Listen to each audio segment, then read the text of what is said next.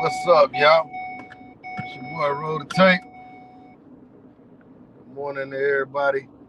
I just want to admit I am a hypocrite.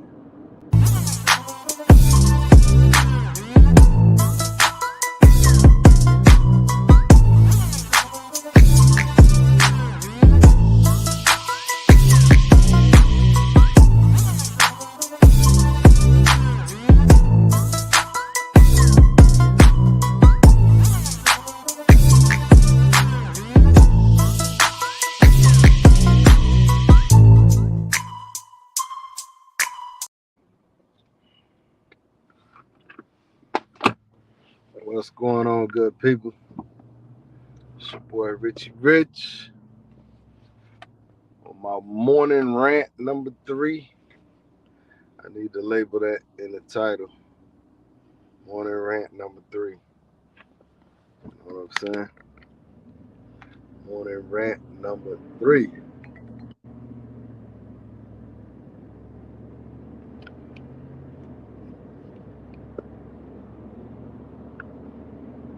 See 5 people in here, man. Make sure y'all hit that like button when you come in.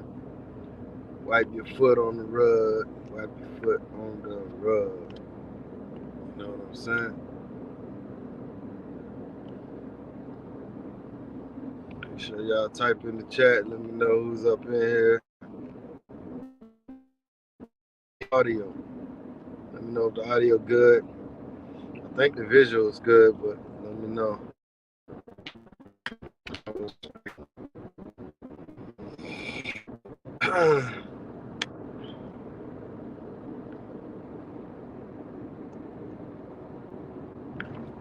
It's cracking. Somebody type on the screen. Make sure I ain't talking to myself.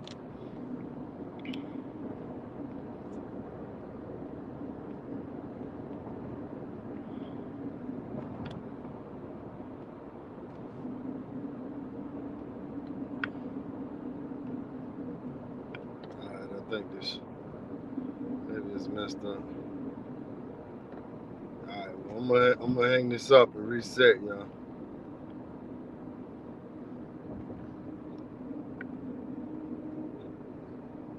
Okay, something popping up now.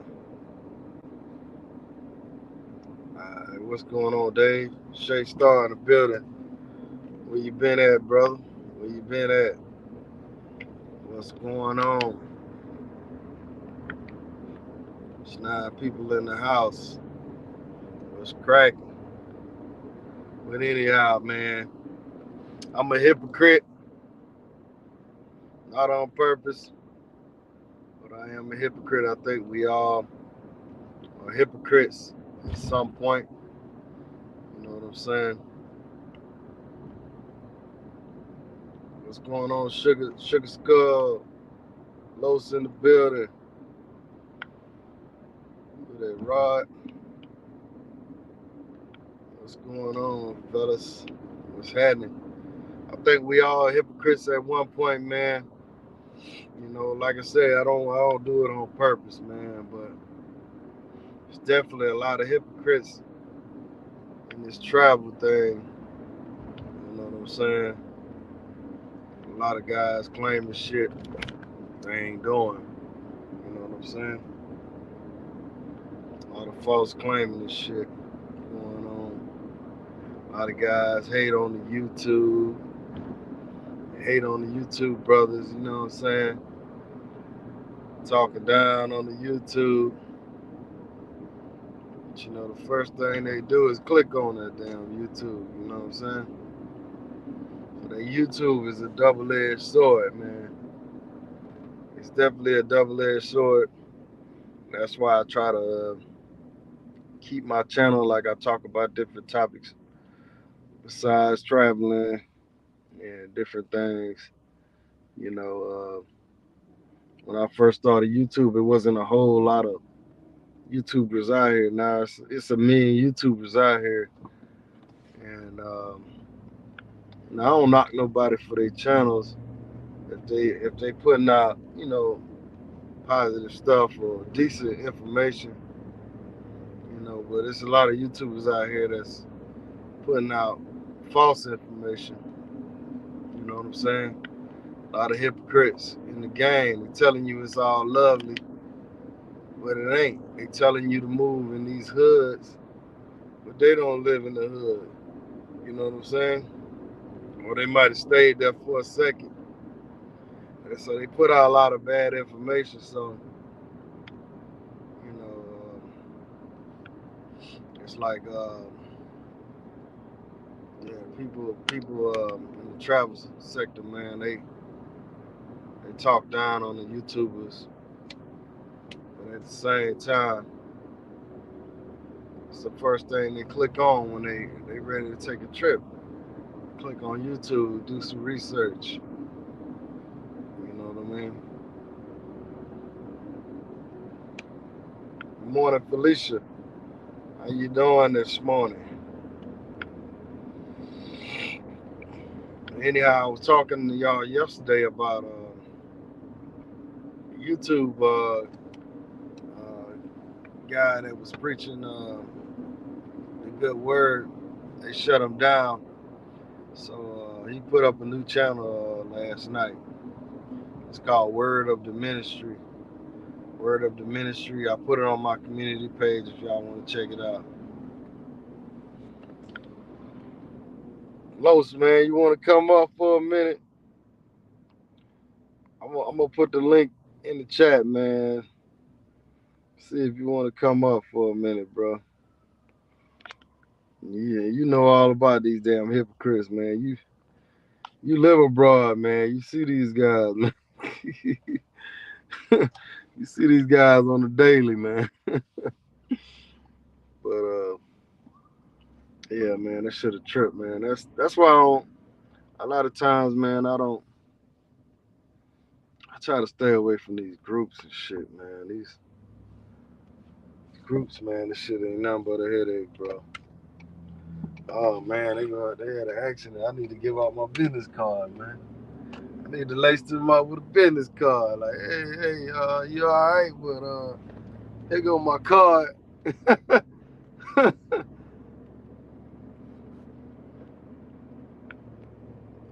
me pull boy Los up. Los, what's good, man? Now, what's going on with your boss? Can you hear me? Yeah, I hear you loud and Okay. clear, my brother. Okay, cool. Yeah, I was just sitting up here. This my early get started day, Wednesday on work, so I was already up. So I say, oh, Richard Richton hit the live. Hey Felicia, I see you in the chat there. Hey Felicia, because when I be on these lives, I don't be typing in the thing. Uh, but yeah, man, I had clicked on it. I was like, this is an interesting topic right here. You know what I'm saying? I'm a hypocrite. Why you calling yourself a hypocrite? I understand what you're Hey, saying man. now that you briefly explained it a little bit, you know. Hey, I'm a hypocrite in a way, like sometimes I'll tell somebody, I'll preach to somebody about something, but then I'll turn around and do it. You know what I'm saying? But at the same time, it's not something I do on purpose. But the reason why I titled it like I titled it is because I feel like some people are hypocrites and they need to look in the mirror. You know what I'm saying? Right. They need to realize like they preaching a certain thing, but they not living by them standards, man. Like a lot of guys in these WhatsApp groups and travel communities, they claim to be a player. They claim to, I don't love these women, but then they turn around and they love these women. You know what I'm saying? You know what Yeah, I'm man. saying? They Oh want yeah, to fight definitely. brothers over women. All kind of shit be going on, man. That's why, Los, you in some of the groups I'm in. You notice I don't be in there a lot, man. You know what I'm saying? Right. Man, It's not, man, because my thing is with that though, you know, because I was looking at one conversation, I think it was yesterday or a couple of days ago, or it's been going on for a few days. Say, dang, why is these brothers arguing back and forth with each other? You know what I mean? And then why is it that everybody wants to, you know what I mean, go at somebody else's, you know, like thank gracias, go at somebody's you know, situation what they dealing with over here, man, and just creating drama. So I thought that was crazy. But the same, but in to roll it to what you're saying on the topic, the hypocrite thing, those dudes who be doing that, man, you know what I mean? What if you run into this brother and you see him face to face? Is you gonna have that same energy then? You know what I'm saying? Like, Oh you yeah, know, yeah. Now, that's now I know who you talking about now.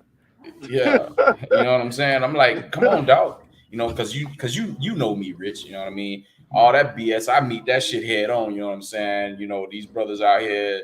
Because the reason why I go so hard when I have to deal with something like that, you know, and it's been very minimal, but it's because I don't disrespect nobody, and I take all that as a form of disrespect, in my opinion.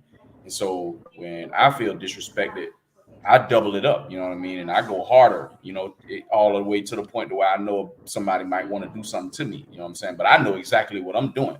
But when I do it, it's because it was done to me first. I don't know why brothers don't have that same type of mentality, you know what I mean?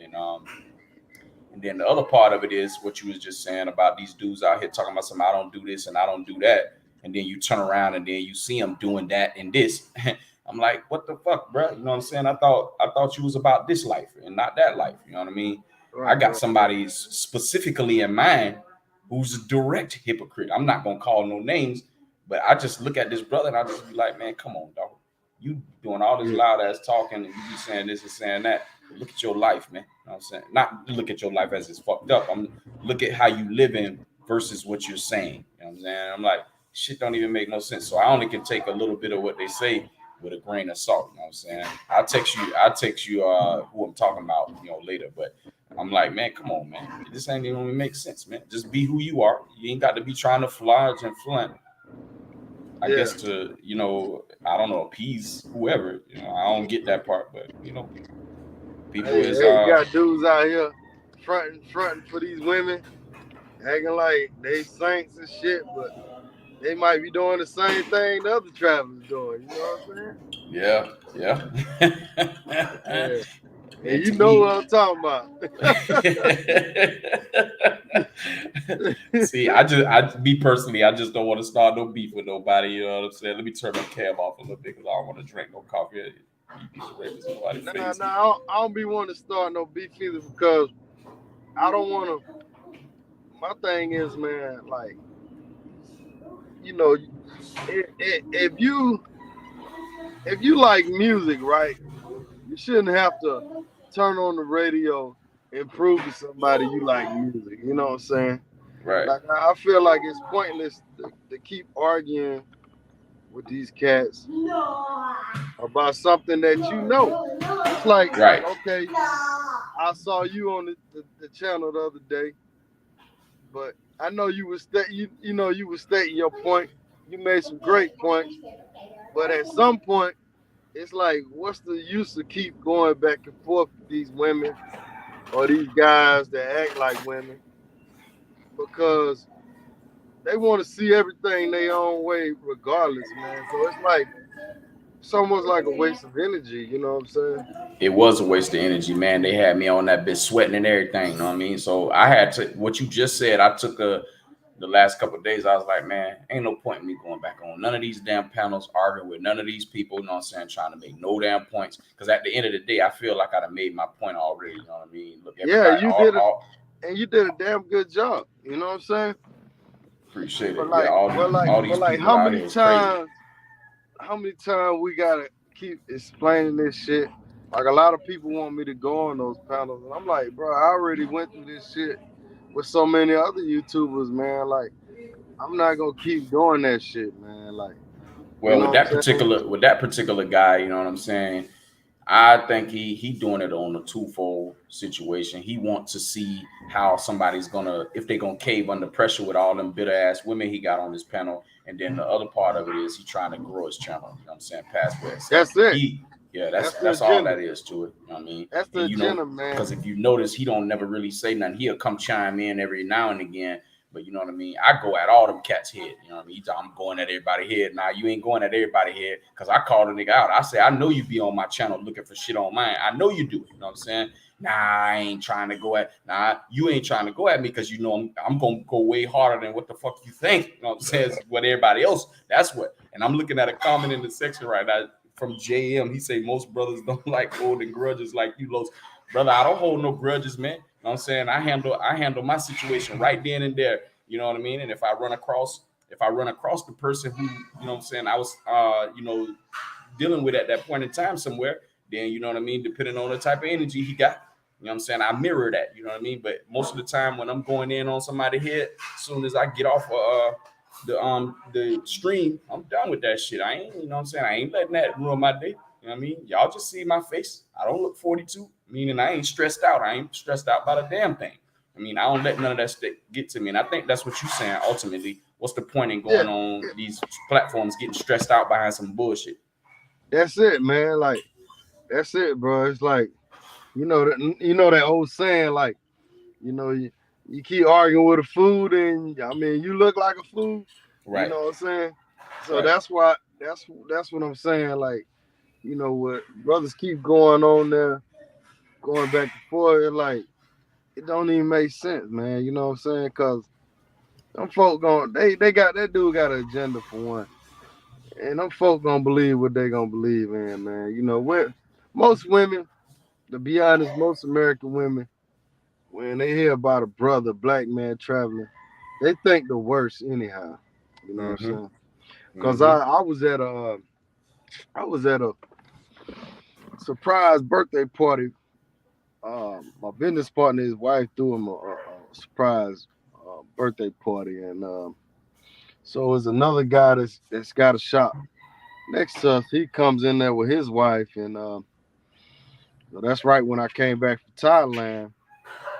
Mm-hmm. So his wife is supposedly a travel agent. I mean, who the hell needs that nowadays? But she comes to the table, and it's like 20 people at the table. So this guy started asking me about my trip. I'm starting to tell him how good my trip was and everything. Right. And and his wife was like, "Oh, yeah, Thailand, they uh they got a lot of sex trafficking out there." And that's the first thing she said, man. Like everybody at the table was asking me like, about the place. She comes up with this. Wow. So I'm like, wow. Man, so that right there is just direct to what you saying, the agendas. And then, that dude, he already planned into that agenda because he know that's what they think in their mind. That's why his panel is always full of females. You know what I'm saying? I'm like, come on, man. You know what I'm saying? The reason you have a certain sect of people that travel exclusively for that. Then you have a certain sect of brothers who travel for the experience of being in another place, in addition to, you know what I'm saying, having a little bit of fun if they choose to. And shit, is what another man do. In my opinion, that's his fucking business. You know what I'm saying? Who are you to Right. tell this dude how to spend his money? You know what I'm saying?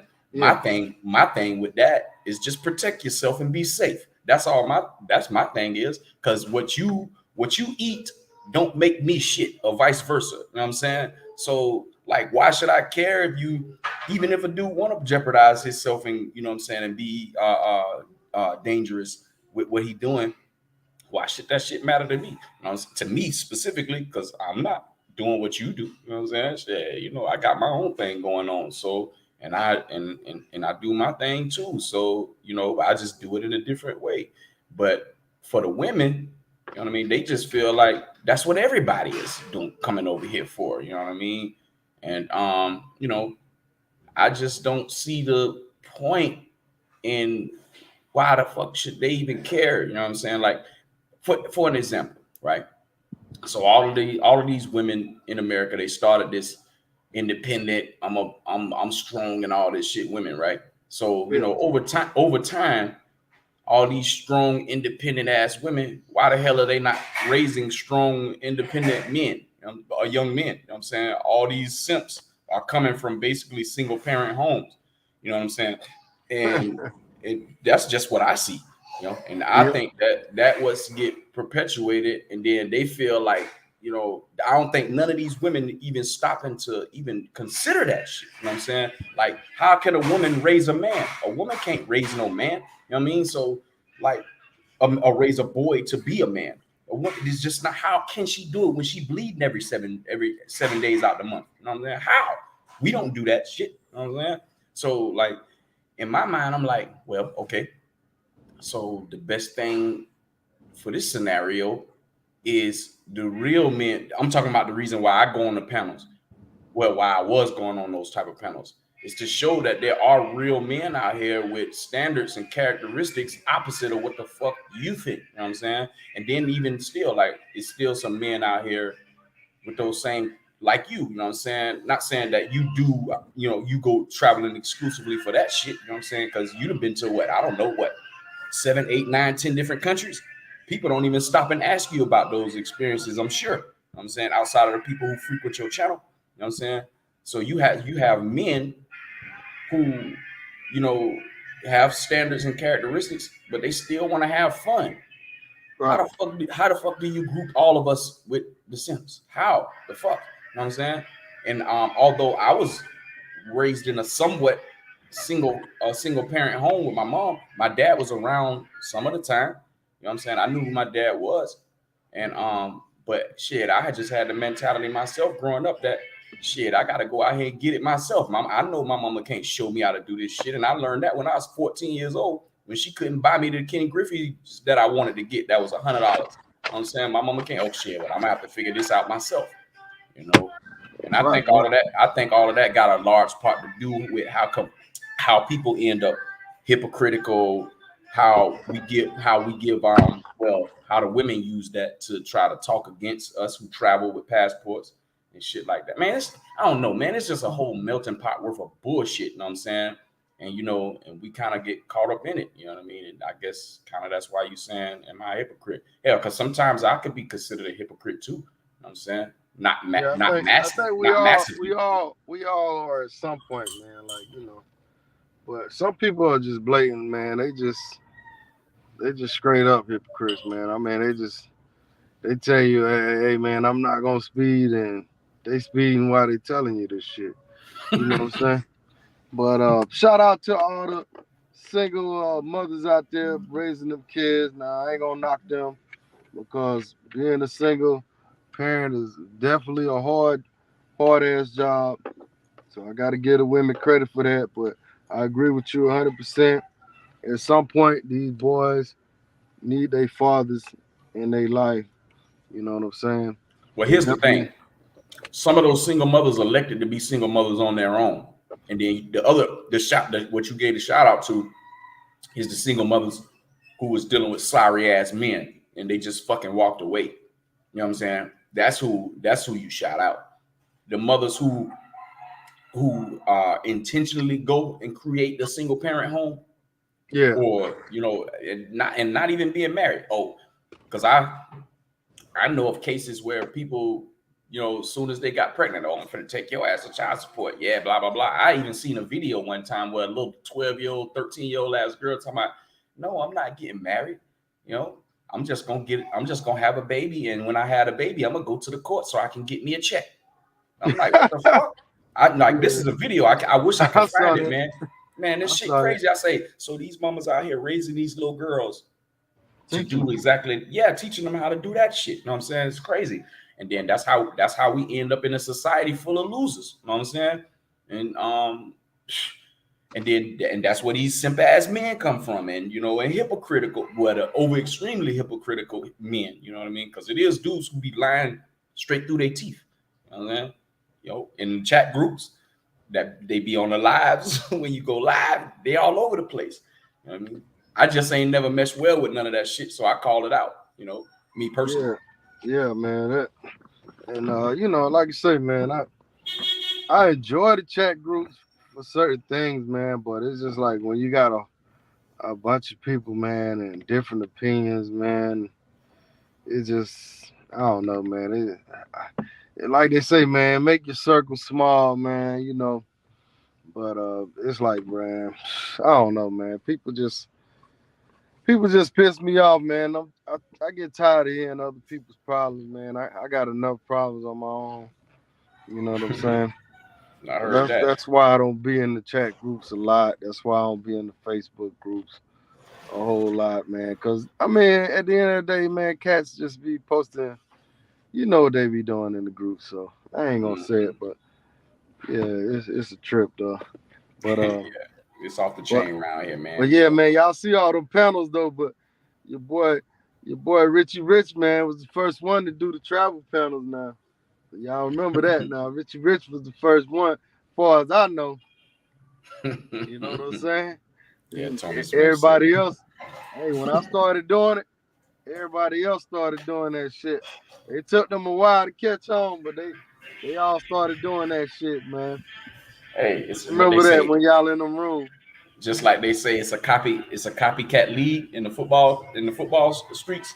It's a copycat league. When that Wildcat became popular, everybody started doing the Wildcat. When the Yeah, cover two, when the Tampa cover two was popular, everybody started doing that. Well, hell, here you go. You the panel creator, panel king. You know what I'm saying? panel Shout out to king. O'Shea Duke Jackson. You know, I had to steal his idea. You know, O'Shea used to do the panel, so you know, I had to incorporate it in the travel community. You heard me? Straight up, you know what I mean? And now, but the difference is that his content ain't like I like the travel community content. So Well, it's I don't think he really do that panel stuff no more and he all that. don't he don't. He mainly going for views now versus Yeah, versus like super chat and all that type stuff. yeah, But but the point is, you know what I'm saying, the copycats, you know what I mean? oh yeah, Everybody started after you was on it, you know what I mean? I came in the game late, you know, if I do a panel, well, you already know what my panel's gonna be about. We ain't talking about none of that shit. We finna be on this money. I mean, get your shit together on this crypto or whatever investment you get some investment advice or whatever. But you know what I mean? I just me personally, like you said, man, I don't want to be on a panel and then turn around and somebody can label me a hypocrite. So it's better for me to stay off of them now, unless it's productive. You know what I'm saying? And somebody can get something out of it. Cause that shit I was on the other day, ain't nobody really getting nothing out of it if they was even listening. You know what I'm saying? I mean, you was, cause you was able to notice. But shit, man, it's crazy. It's absolutely crazy. And you notice in the groups, I don't really be responding or talking about none of that shit these dudes be talking about because it's pointless. You know what I'm saying? Like, the hell am I finna be arguing with you over some female that you paid for? Why? You know what I'm saying? I just don't get the point of that, me personally. You know, but no knock to nobody else, man. If you do that, do your thing, but you ain't got to be arguing with nobody about it. You know what I'm saying? And calling people out about it and stuff. Gil, what's going on, man? I see you in for the sure. chat. Shout out to Gil, man. He always up, man. He always around somewhere, man. But Word. yeah, man, old dude, man, he running a fucking circus over there, man. He full of shit, man. Yeah, it's Dude definitely a damn crazy. circus.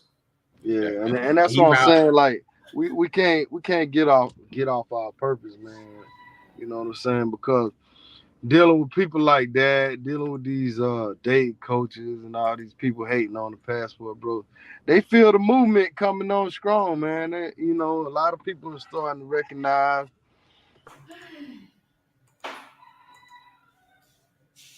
now. They understand the shift in the power, and even the women are starting to make a lot of videos now about the traveling, bro. So they feeling it. You know what I'm saying?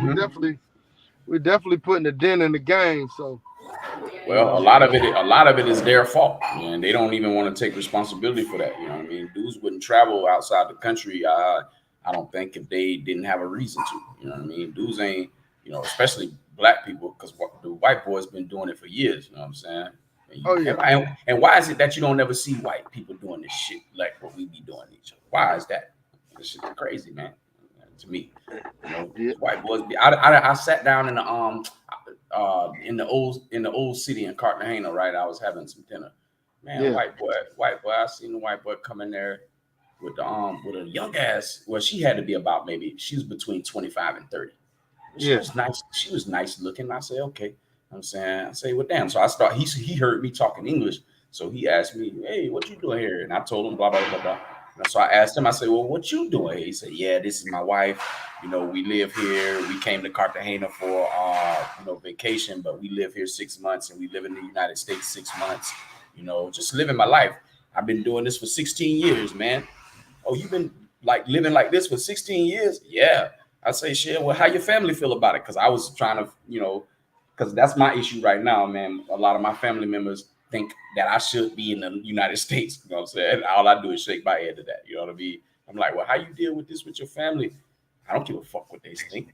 I say, oh, so I'm doing it right then. You know what I'm saying? Because I don't give a fuck what my family think, mama included. I don't care. You know what I'm saying? Because at the end of the day, I came in I came into the world without being Low. asked to come in here. Right, right. Exactly. And I'm gonna die the same way. You know what I'm saying? You know what I mean? Like, well, not like how the typical slogan is, but when you die, you the only one in the casket, right? You know what I'm saying? So shit, everybody else is there mourning you. So, but yeah, that's how I see it. So I'm gonna live my life on my terms, you know what I'm saying? Right, Based right. off of my spirituality. So I can give a damn what anybody else think. And that's the same mentality I think we gotta have when it comes to these panels and dealing with these different people who we most likely will never meet face to face. You know what I'm saying? Ever. You know what I mean? And I think that we just gotta look at it like that, man. You know what I mean? I don't fuck what you think. You know what I mean, you don't know me like that. So therefore, if you have that type of mentality, there's no reason for you to be arguing and going back and forth with none of these people, you know? Yeah, yeah. Shout out. What's going on, Yoga? Yoga. Hey, before you start, Yoga, let me say this. I, a lot of times, man, just because a person is old or just because it's your mom or your dad, that don't mean they giving you good advice. That don't mean they right. You know what I'm saying? You have to use your own damn brain. But anyhow, what's going on, Yoga? Yoga? What's going on? Roll the tape and the brother learned crypto TV. I got up this morning, got a call this morning. I was like, just flip on YouTube. I said, "Oh, Rich live. Let me check in with him." Yeah, what's going on? You in Sasua? Now I'm back, man. I just got back the other day. I got exposed to some of the tap water, so it really blew my whole vacation, man. I was over in Infinity Blue and ordered a Caesar salad, which was a no-no to order a salad outside the country like that.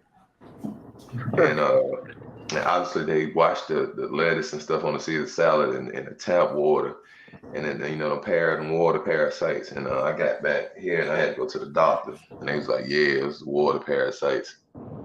Damn. Yeah. Yeah. So, and Hey, I saw y'all over in Thailand, and when y'all went over to Thailand, I was gonna go over and go to Thailand and get into the Muay Thai training and whatnot. And I held off and went down to DR because it's the rainy season over there. And I was like, I'm gonna wait till after Halloween in November, then go to Thailand to Phuket, so it won't be in the rainy season. So I'm just holding out now to that trip. oh, okay. Yeah, Yeah, man. I had recently went to Panama, and man, I had got sick over there too, man. Might have been from the water too, man. So hey, I yeah. know what it I got to is. travel with the medicine with the pills already. Now I talked to my pharmacist and stuff here in the U.S. and the ATL. I got to travel with at least 10 of those pills now because I can't be taking out the box for no week, no 8 days off some it's tap water sprinkled on the salad and stuff like that. Yeah, yeah, yeah, yeah. That's yeah, man. That's the thing, man. Like when I got sick over there, man, I said I promised myself I would never travel without travel insurance again, man. You know what I'm saying? Yeah, Cause I was over there yeah, 4 days, man. I was sick two out of the 4 days, and mm, man, shit, I thought I was gonna die with that motherfucker, man. yeah. That Mm. tap water, that third world tap water is a killer. It's like, man, I was like, I just was like, I wish I would have went to Hawaii or Miami at the time. Man, shucks. Well, I'm glad y'all brothers is okay. I tell you this, you know what I mean? In Colombia, you can drink the water right out the faucet. You know what I'm saying? Shoot, straight up. I've been doing that since I've been here, and I've been here almost 2 years. So That's why if I we never heard nobody getting sick about Colombia saying like the tap water in Colombia and Nah, stuff. you ain't getting sick off the tap water in Colombia because Colombia got like the number. It's in the top 5 for like that type of for tap water in the entire So they world. got they got chlorine clean they in the parasites in their water like the Nah, US. whatever treatment plant, there ain't no chlorine in it. You know what I'm saying? Because if chlorine was in it, I know it because it would be affecting my body back in. Because I'm from Florida, So when I used to take showers, you know what I'm saying, and stuff like that, man, I would get out the shower and I'd be itching and all this kind of shit like that, man. So I would have to use coconut oil, you know what I mean, to put all over my body to keep my body from itching after I got out the shower and stuff like that. Yeah. Man, I came over here, I don't even use Vaseline, lotion, nothing. You know what I'm saying? I just go in there, take a shower, get out, and I'm good. You know what I'm saying? So that's when I first started noticing, and then I started going to the gym out here, you know, and then I would fill up my water bottle, you know, a couple of times out at my lady house, you know what I mean? Because What city are you in Colombia? I'm between Bogota and Cartagena. Oh, okay. I'll be between the So two you cities. in there, you out there, you ain't in the tourist area. Oh, nah, I ain't in no tourist areas. Richard tell you that. You know what I'm saying? I ain't in no tourist area. I don't do that, man. I mean, when I go to the tourist areas, it's because some brother reached out to me off of my channel or emailed me and was like, man, bro, Oh, okay. Carlos, can you show me around, blah, blah, blah. They If I want to see come a little. down there, you do tours and you could help facilitate Yep. things, consultations? Yeah, I do that. I mean, my consultations is surrounded around crypto, but I mean, if somebody reach out to me directly on my email and let me know exactly what it is that they're trying to do, I can accommodate that for them. You know what I mean? So some brothers come out, because some brothers come and they like to do certain things, and it's certain things that I'm not gonna put myself in. So I'll be like, okay, I can take you over here and show you what to do and who to be with, and I got a contact in a couple of places who might be able to help you out, you know, depending on what it is. But if the brother coming down and he's on a similar program as me, then I hang with him the entire time. You know what I'm saying? Just so to make sure, give him, you know, make sure he got safe going on. You know, Yeah. Rich no, Richie Rich no. You know what I'm saying? Yeah. But I just Rich. Yeah, I pulled up on him in Bogota, man. You know what I'm saying? But I have drunk the tap water in Medellin too. You have? I didn't have no issues. I mean, that was some years I gotta back. start going to countries where the tap water don't kill you. I'm for real. Yeah. What was your because I'm going November 1st to December 1st to Phuket to Thailand, and I'm going it's gonna be a monk mode trip. I'm going and I'm gonna go visit the Buddha temples, the ancient ones out in the jungle, and then I'm gonna be training 5 days a week down at the Muay Thai gyms, and then I might fight after the 4 weeks if I can get somebody to fight on my same level. You know how they had the fights every week. So I'm taking that type of trip to Thailand. What was your flight schedule like coming from Atlanta over there? What was your layovers at? Well, I flew Swiss airline. So we went up to Switzerland, and it was 7 hours, and then from there it was 12 hours to Bangkok. Okay. So, and then coming back, I think I had like 3 stops coming back, and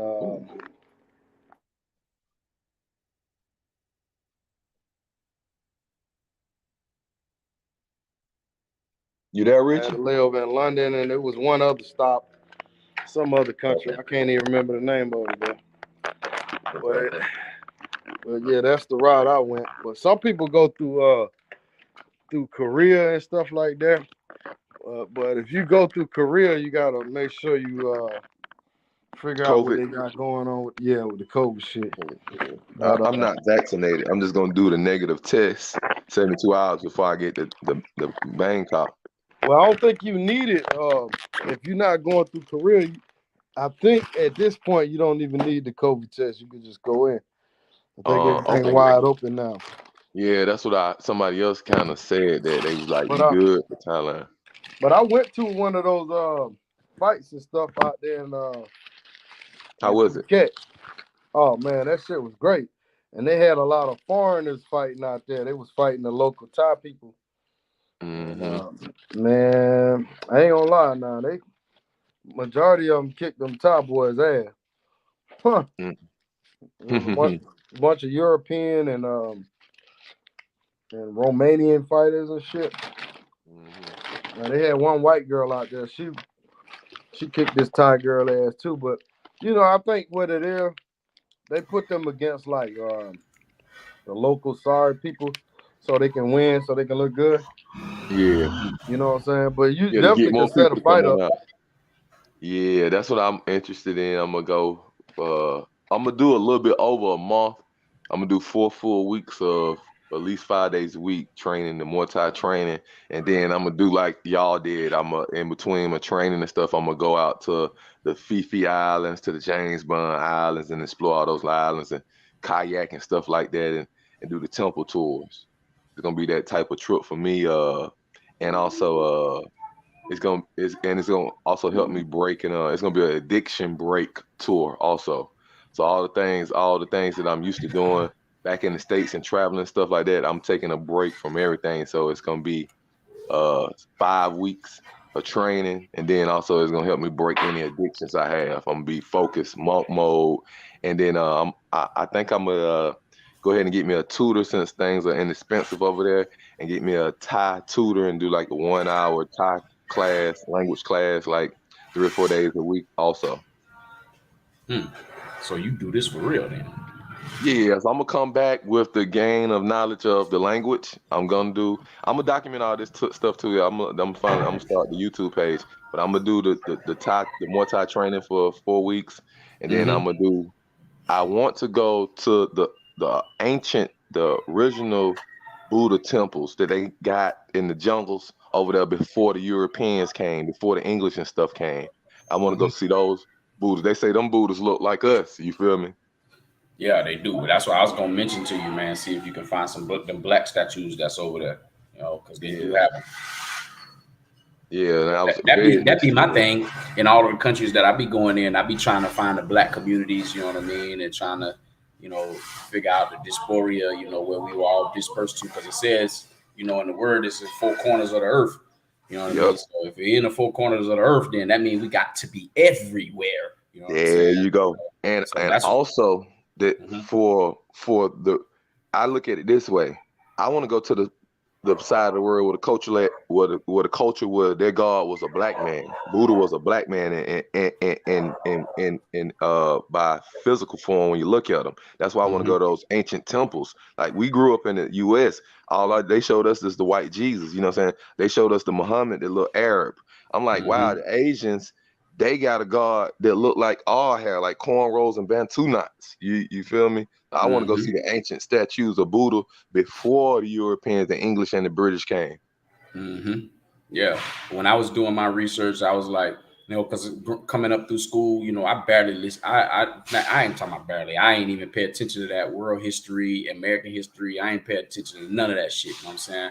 But when I got older, it started piquing my interest. And then I had doing some research on the Dark Ages. You know what I'm saying? And I come to Hmm. find out the Dark Ages just simply was the black people was in rulership during that time. There you go. The Moors in Europe and all that, and they call it the Dark Ages. And then they don't tell you who the kings and all that until they got None into of the that. power.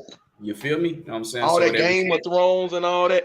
The people who was ruling it, running it before all them was the brothers, the straight up Moors. And that's why they be Mhm. telling us the Greeks and stuff was originally was black and stuff. And they get all that order and structure from us. And Yeah. and, and it's so far removed. So I'm like, man, I looked up and saw Richie and Bonjour. I said, these my folks for real. They done left the soil. They over here at Thailand, pulled up on Richie Mack doing it. And then they went out to Phuket. And I said, yeah, that Richie them on that. Like that's what I'm talking about. And I looked up and saw Richie them going to them islands out there with them limestone. I was like, it's nothing like that in the world with a mouse coming up out that beautiful water like that. I said, it's on, man. I'm going to Thailand right then. It was a Now, wrap. yoga. Here's the perfect point you just made. You know what I'm saying?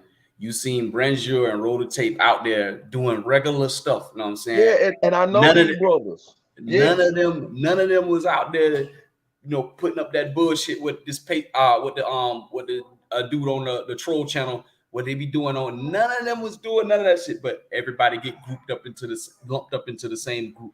You know what I'm Yeah, we've saying? been attacked. Yeah, we've been the passport brothers that travel being attacked by a lot of these guys that's not even in America. I guess they jealous of us traveling. They making all these videos are based off all our videos. I don't even want to call out their names. It's a couple of them troll pages. No matter any of us in the travel community, especially the brothers that got pages, when you post your video, it's a whole nother little group of subculture. They trying to make money off YouTube. Oh, this, and this, and look at he doing this. And I'm just like all they doing is promoting it bigger for the younger brothers that's in their 20s. Because really, I didn't start really getting travel and getting put onto this network until this YouTube came out like this in like 2018. But man, if we would have had this when we were 25 in the ATL, man, we would have been Mhm. all over the world. if we'd had this YouTube and connect the way we connect. So I definitely know what you're talking about from that aspect. But Rich channel, Bonjour, brothers like that, they get the fun stuff, but it's always been about knowledge, safety. Like my first time hearing about folks being drugged and stuff, this was on Richie old channel. You know, when you had the old channel, Richie. And I clicked on and I was like, okay, they were talking about some brothers that got drugged and this and that, and it was from a safety standpoint. And I was like, it's the information that brothers give when they travel is you can't even put a value on it. You know what I'm saying? Right. Exactly. So definitely, like I said, that had me like, I'm going to these Fifi Islands. When I saw Rich and Bonjour out there at James Bond Island, I said, I'm going. It's a wrap. I know I'm going. See, when I start busting my crypto videos from Bolivia, Paraguay, or Uruguay, I want to see what people gonna say, what these haters gonna say then. You know, hey, ain't nobody really. On you, bro. I need to pull up on you over there because the cost of living low, ain't it? Oh man, you ain't, man. Look here, let me tell you something, man. I got an investment property in Cartagena, I got an apartment in Cartagena, and I got an apartment in Bogota, and I can take care of all three of those with the bills, all three, and I still have money left over to live. You know what I'm saying? So, bro, you full time in Colombia? Man, I've been here almost 2 years, man.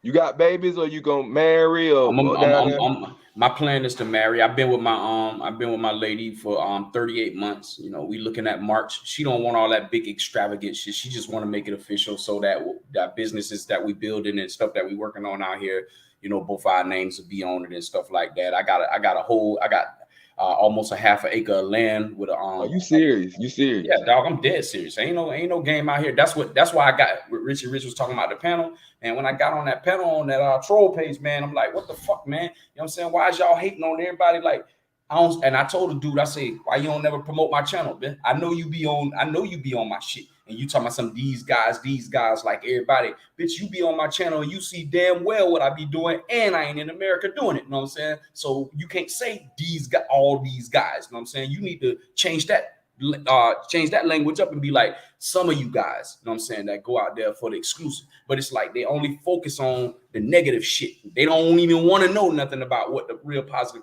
They don't never mention Ace name. You know what I'm saying?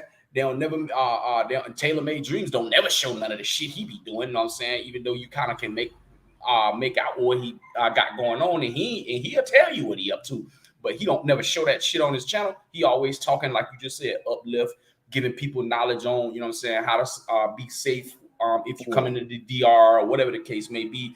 You know, I remember he did a series on buying real estate down there. He was trying to help somebody out and they didn't listen to him, and he used that as an example. See, this is why you need help from people who are already actually there so you can avoid these type of mistakes.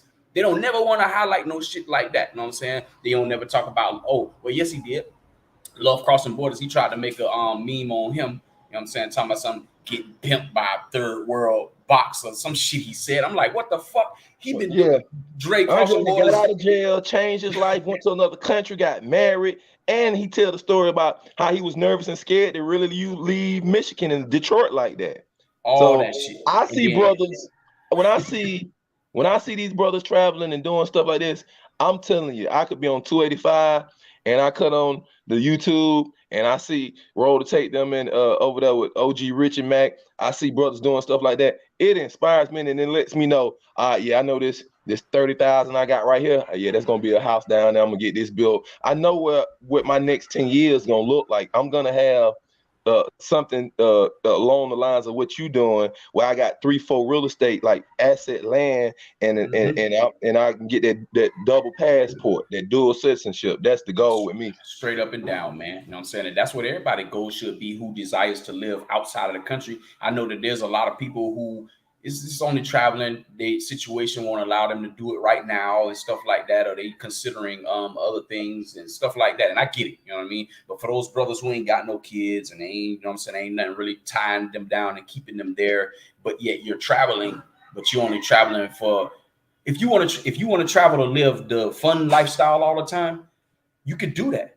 Just don't go to America talking about this shit up. Just stay where you at and do that. And then, truth be told, I'm gonna give some people some uplift for those of whom I think is 35 people in here. So look, if you work for the company Humana, okay, Humana is an international company.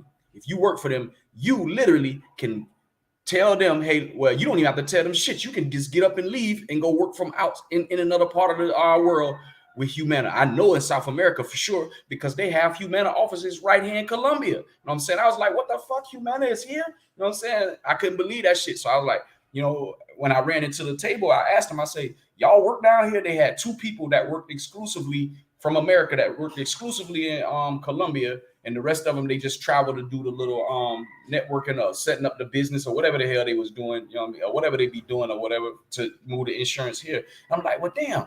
Because I used to work for Humana from 2014 to 15. I was like, well, damn, I could have been living abroad then. What the hell? You know what I'm saying? So, you know, and then you only need to make as little, you can make as little as $10, $11 an hour, and you'll still be able to live comfortable out here, man. Yeah. $10, $11 an hour. You know what I'm saying? And I was like, because I did the math, you know, and I was like, based off of what I pay. And because I pay, well, for example, my apartment in Bogota, I pay on average $230 a month. That includes the rent, electricity, water, gas, and internet, all in one. $230 on average. So I pay in rent and all of that and utilities what people pay for their damn car insurance in America. Why the fuck am I going back to America to live when I can live outside the country for that cheap? Why? You know what I'm saying? And then if I was a mongrel lifestyle, then I can do that shit all day, every day if I wanted to do that. You know what I'm saying? Do it all day, every day. That's why I be trying to tell you, brother, you don't, the brothers who live that life like that for real, you don't have to damn, you know what I'm saying, stay stuck over there, especially if you got a job that allows you to work internationally. You know, you can bring your shit with you over here, and then you can ball the fuck out all you want to and spend all your money on the chicas like that if you want to here, and keep that shit to yourself. You know what I'm saying? You ain't got to say nothing to nobody. And I know at least 3 people who doing it literally right now, and they're never on YouTube, never doing it. And these are just brothers that I met during the time that I've been here. You know what I'm saying? They just do their thing. And I ain't got no problem with you doing your thing. I ain't hating on you. Do your shit. Because if that's what make you happy, do your shit. But just be decent and in order with it. That's it. You know what I'm saying? Because I ain't never understood the point of, you know, highlighting that type of lifestyle. Oh, these my, oh, no, that's the community horse. You know what I'm saying? Shoot, they ain't none of yours. And what you highlighting it for? I just don't see nothing to brag about it. Maybe you could talk about it in the groups of the people that you hang with offline and share pictures and stuff with the people offline. Then you can avoid a lot of that. And if people did that, you wouldn't have the troll pages out there like that because they wouldn't fucking know. You know what I'm saying? So a lot of it is our fault too. You know what I'm saying? The brothers who engage in that activity, you know, by airing it out like that, you kind of bringing the heat to yourself too. You know what I'm saying? You know, I be wanting to tell Big Boss that, you know what I'm saying? Because that's why dude on his head so heavy. Because he didn't see us sit there on Big Boss show, hear Big Boss say this, say that, say this, say that, and then he'll take those same talking points and turn around and make a video about it, and then put everybody who traveling under you. Austin Holloman, this dude that said himself, the new travel darling. He didn't say it himself. You know, he trying to get to one of these countries so he can find him basically a long-term situation. You know what I mean? He said that out of his own mouth, but yet people still look at it as if he trying to, you know, live, you know, the alternate lifestyle of the travel community. You know what I'm saying? So, you know, I just feel like, you know, if those guys who don't air their shit out like that, we wouldn't even give them nothing to be able to have smoke about, to be honest. It's just my opinion.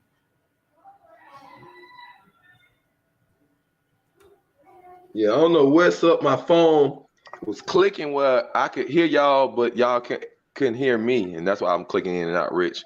But yeah, it's just now's a good time if you have a YouTube on the travel stuff, because the trolls and the haters gonna give it light by by what they're doing now. So we seeing this what the YouTube and the social media has brought also, because people are searching for views and clicks for the money, for the check. Now we're seeing people become countables. Because the guys that are sitting down trolling the brothers that are traveling, the black men that travel from the U.S., really they want to be us. They want to be able to go to this other country and live like this and have land and houses and families in other countries. So it's a imitation. You feel me? For real. For Hold on real. a sec. So, yeah, and what you just said, these guys that want to be us, those be the main ones hating, man. You know what I'm saying? But I say to that, bro, stop hating, you know what I mean? And get on your job. You know what I'm saying? If you really want to be us, you know what I mean, or do what we're doing, it's a way for you. And there's plenty of countries to choose from. And then the only countries that I hear everybody ever trolling or talking about, sexual tourism is DR, Thailand, and Colombia. Don't nobody ever mentions, what I'm saying, like Costa Rica. They don't ever mention Mexico. They don't ever mention, Venezuela, which is a large population of Venezuelans in Colombia right now. And then you don't never hear nobody. I mean, we got Big Mike. I see you in there, Big Mike. What's happening? He down there. We got a brother down in Chile down there. You know what I'm saying? Living it up down there, bro. You know what I mean? It's 191 developed countries outside of the United States. You know what I'm saying? And people only talk about the three. Highlight the that three. main troll is sitting over there in Africa, right? That main troll who doing messing with everybody. So we gotta call. Yeah, we gotta call y'all out on the real. Now the other guy that was trolling like that, he was from Africa. So I peep game. A lot of the Africans that speak English, that's broke over there in Congo and Cameroon and Nigeria and Ghana and stuff, them the ones that in Uganda, them the ones that sit up and they're watching the Black American man culture in the US online. And then they're looking at ways how they can monetize their hate for us. So I understand it when all the European women coming down there, all the fat white European women coming down there, instead of putting their energy on watching the Black American man travel, because we're going to continue to travel and we're going to continue to be the biggest thing on the planet, because the USA is the biggest thing on the planet and we're the engine of the USA, fellas. So that's why y'all know about Michael Jordan, Muhammad Ali, and y'all rapping all songs when we get off the plane and wherever we go. We understand that to the rest of the world. But no matter if y'all throwing rocks at the throne, y'all not gonna stop you brothers from these ghettos of America. We're gonna keep staying on these jets and getting off these planes at these major countries and cities around the world. Y'all not gonna stop that. Y'all magnifying that. So what we saying and what we see what y'all doing with the travel community, y'all doing it on the streets back in America too. Stop that hating of the Black American man. We've been beat down. We not looking down on y'all. We looking like we getting free out the matrix, getting on this plane and able to share this with our brothers. We not trying to shit on the rest of y'all. We saying we only showing this on YouTube to promote to the younger brothers that's in this trap, that's in these ghettos in America, going through all type of stuff. We want them to experience this. That's why we show this on YouTube. Period. Straight up and down. I totally 100% agree with you, man. You know what I mean? And that's for any brother that's traveling who got a YouTube channel. They really trying to show their experience, about you can do it too. And that's what I tell anybody, man. The way that I grew up, like my channel is about crypto, right? And teaching financial literacy, giving people a foundation or something to start so that they can get their shit right to be able to do what I'm doing. The way that I grew up, if I can get up and do this, any damn body can get up and do this, exactly. Brother. You know what I'm saying? Anybody, and I came from nothing. You know what I'm saying? Everything I had got in life, I had to work hard for. It was nothing was given to me. Nothing. You know what I mean? I had to figure it out just like anybody. And if you got a strong-willed mind to figure it out, Travelmatic, I see you, salute. If you got a strong-willed mind and you got your priorities together and in order, you know what I mean? You could be a Richie Rich and get up and take 3 or 4 days when you feel like it and go visit a country. You know what I'm saying? And, you know what I'm saying? And like you know what I mean? Here it is, you just left DR and then in whatever time frame you end up in Thailand on some monk mode. You know what I mean? People don't even understand that takes discipline, you know what I'm saying, to do those types of things. And you'll be surrounded by all kind of fun, but here it is, you going to what they so-called manga or location, but you gonna be on monk mode doing it. You know what I'm saying? Exactly, because I'm gonna be able to do it. I'm gonna do it. I'm gonna demonstrate it. But everybody know in the travel community, one thing, we joke a lot. We've been doing a lot. But one thing I've been on since I came here was about the health. about our brothers traveling, because I'm like, y'all traveling, y'all drinking. I start telling everybody about the coconut waters. And I'm telling brothers, man, we really live in paradise, so we got to take care of our health so we can experience this more. Straight up and down. Straight up and down. I totally agree with you.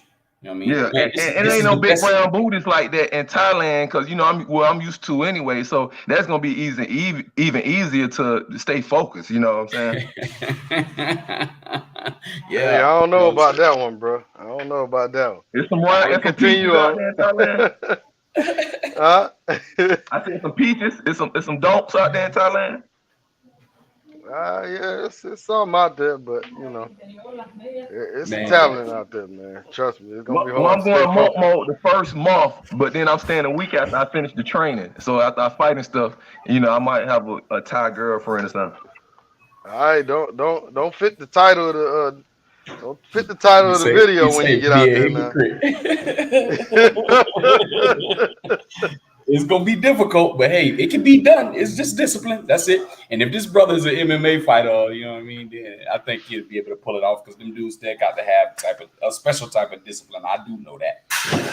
No, You know what I'm saying? I train in Western boxing, but I do want to broaden my fighting and striking skills to them kicks and those knees. And I was like, well, really, when I saw Richard them over there, I was like, all right, I'm gonna take that trip to Thailand and I'm gonna do the training. So they're some of the best at those kicks and knees. So I'm gonna add that into my boxing.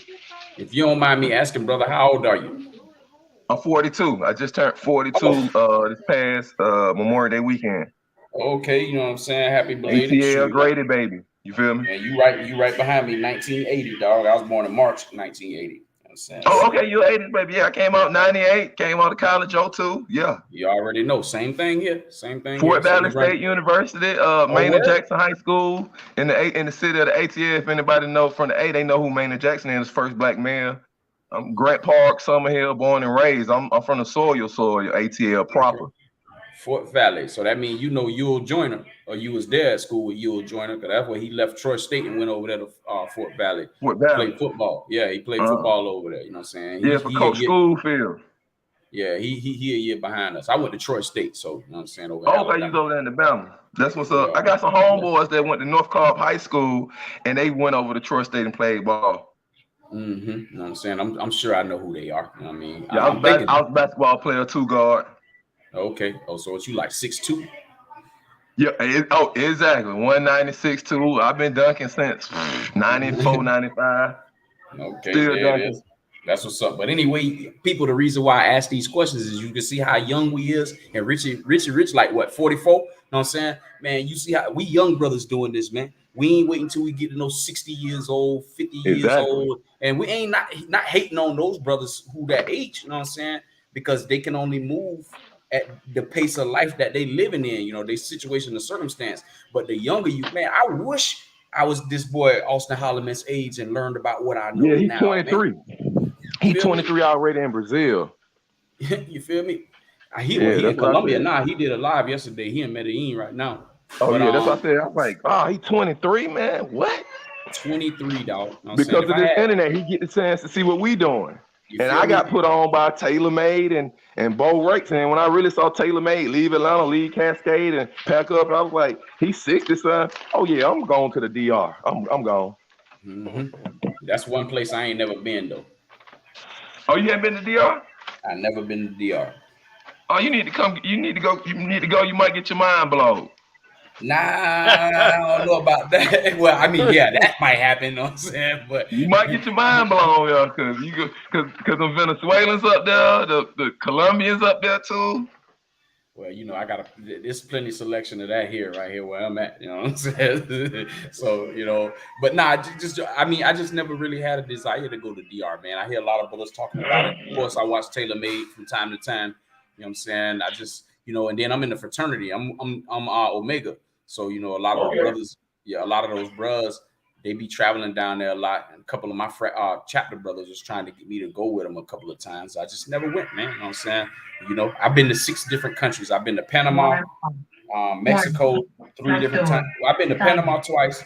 I've been to Mexico 3 different times. I've been to Grand Cayman Islands. Bahamas, Colombia, obviously, and shucks. Fuck, what's the other country I've been to, man? Shit, hold on. Well, I just them five right there. I know for sure. You know what I'm saying? I gotta look at my passport Yeah, again. I see But what our boy anyway, saying right here on the super chat. Mister 499 super chat says first time I went to Thailand in 2017 was for health reasons and cheap cost of living and high quality of life. It's easy to eat healthy in Chiang Mai. I think that's what they said. Yeah, Chiang Mai. Mr. Yeah. Mister.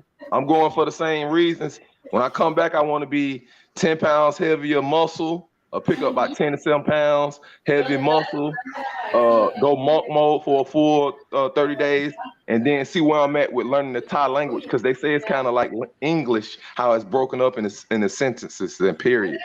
Oh, okay, that's what's up. Now, see, and there's another reason. Here it is. Now you gonna go over there and learn this Thai. I'm sure you know some phrases in Spanish, so that'll be English, Thai, and Spanish. You know what I mean? Exactly. That you to add it to your repertoire. You know what I mean? To be able to function outside in this large world, man. Why people don't look at those types of things and highlight that type of stuff like that? You feel me? So, man, I don't know. I just think traveling is refreshing. You know, it allows you to broaden your horizons. You know what I mean? And it gives you an opportunity to see something that and learn stuff that you wouldn't have necessarily, well, that you're not going to learn in the public school system in America. So, you know, there's a lot of benefits other than women for traveling, man. And I just, you know, the women to me is the icing on the top. You know what I'm saying? You all that other stuff is what people should kind of focus on. You know what I'm saying? Especially when it comes to the finances, because you can make that dollar. Well, now that it's for now at the position it's in, you can stretch your money damn near every country you go to. You know what I'm saying? Outside of America. Exactly. That's what the trolls don't like. That's what it gets. That's the core of it. So for all the brothers in the travel community, black men out of the United States, that's what really get them in a spirit that we can come and make this US dollar at any time and then transfer this US dollar to their economy, and we coming in as almost as millionaires. That's the Straight up. core of it that they don't like. And They covering it up with all this. Oh, they chasing mangoes. Oh, they scared of the U.S. and oh, they this and that. They running from the problems at home. No, we doing just like the Mexicans doing. They crossing the border to get that U.S. dollar. We gonna always be. We are the U.S. dollar, so we always gonna triple and quadruple in value. So this is a business move. So I really wouldn't even call it travel bros no more. I'm gonna rename what we doing in the movement. Gonna be called business travel bros, because it's a business move. Anytime you take that US dollar to Colombia or Thailand and it's worth 4, 8 times more. So just man, when y'all see us get off the plane, that means cha-ching. straight up and down. And right now, I took a pay cut to move out the country, bro. You know what I'm saying? At one point But in time, hold on, I was but did you really take a pay cut because you were able to do other things financially? It seems well like that.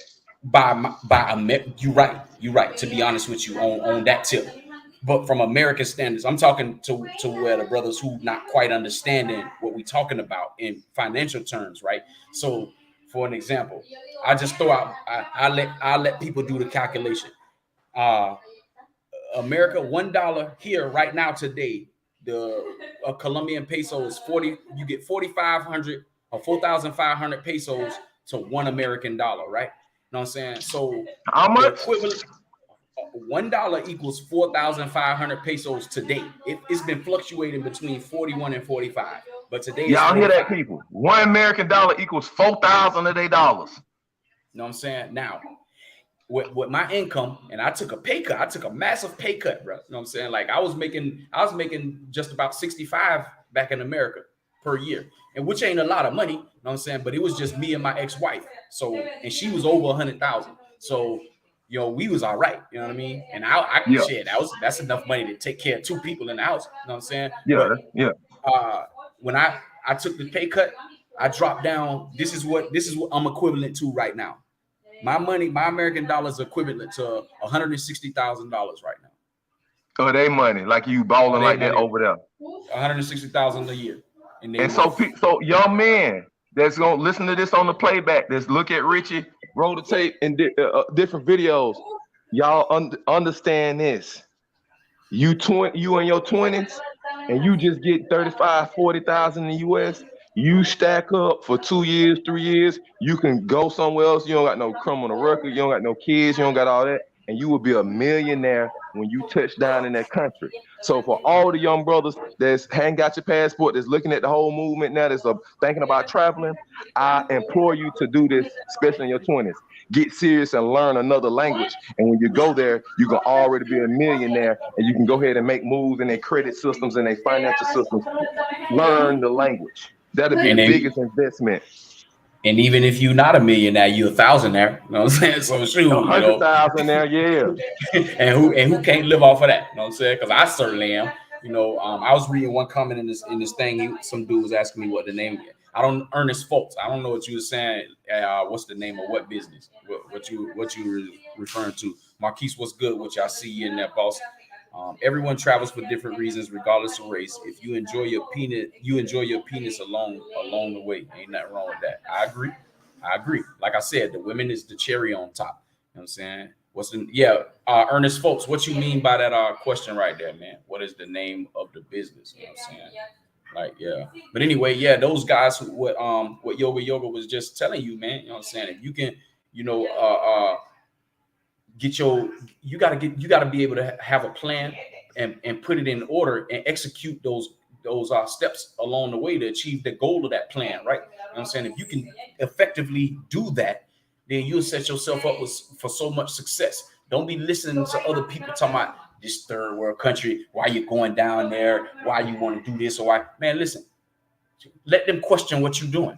Just let them question it. But ultimately, you know what's going to make you happy.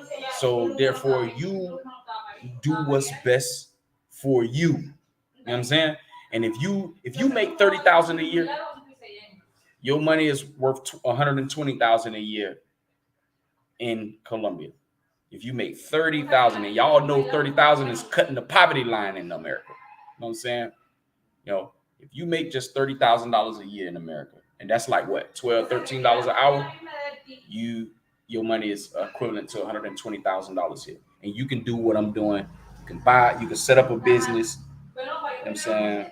Like my business is, I'm building it. One of them I'm building from literally the ground up. We bought the land, my fiance and I bought the land, turned around. Then not only that, stimulating the economy, because I'm putting people to work. Because I gotta hire. I'm not building that shit. You know what I'm saying? Let somebody else build it. So now they're being able to, make money, on a whatever time frame basis until the project is done. Right now, it's slated to be done in December. You know what I'm saying? And it's been a year and a half. So I've been working on this for about maybe 14 months now. It's just a little over a year. You know what I mean? So 18 months, we'll have a completed structure and ready for business. You know what I'm saying? Out there, but that property is out there in the country. I was able to max, and this is the other benefit of you having a normal or regular female in your life when you're dealing with it in another country.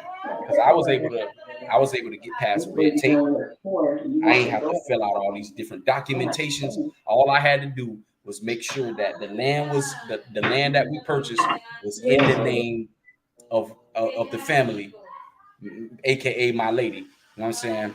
And then now I can do whatever the hell I feel like I want to do with it. You know what I'm saying? And because I didn't want nobody to know that an American was attached to it, because I was still thinking about this Timothy Reed story that happened in Barranquilla. You know what I'm saying? Yeah, the brother from the 80 got killed.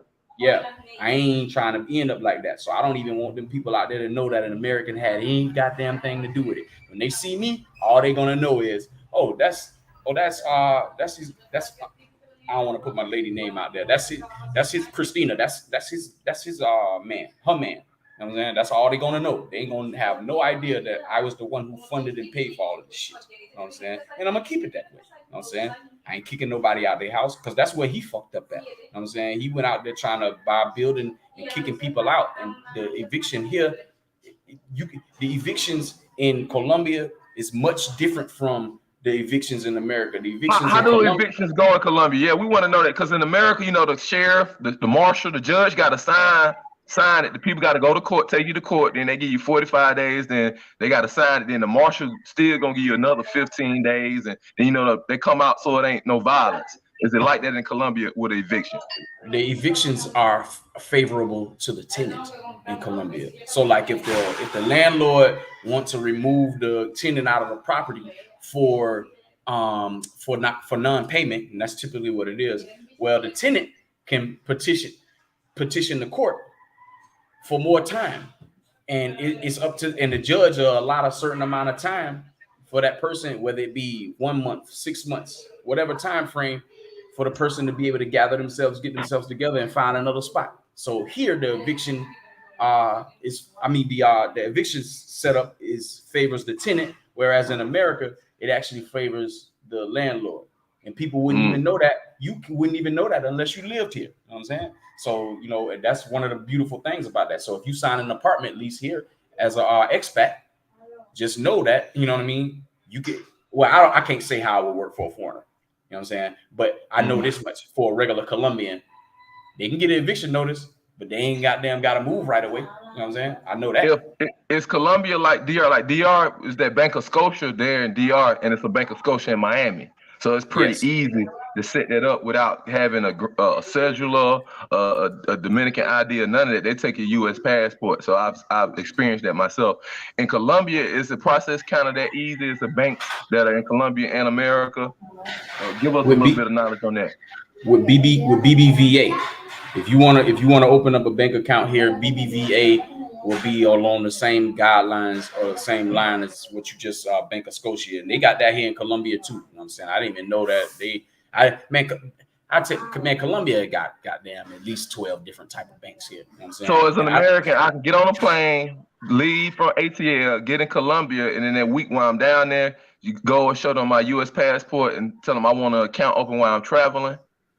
Yep, I'm a traveler. I got a U.S. passport. I want to open an account so I can be able to, transfer, move funds in here. Because BBVA, if you didn't know, is an Argentinian bank, but it's all across the world. They got BBVAs in America. You know what I'm saying?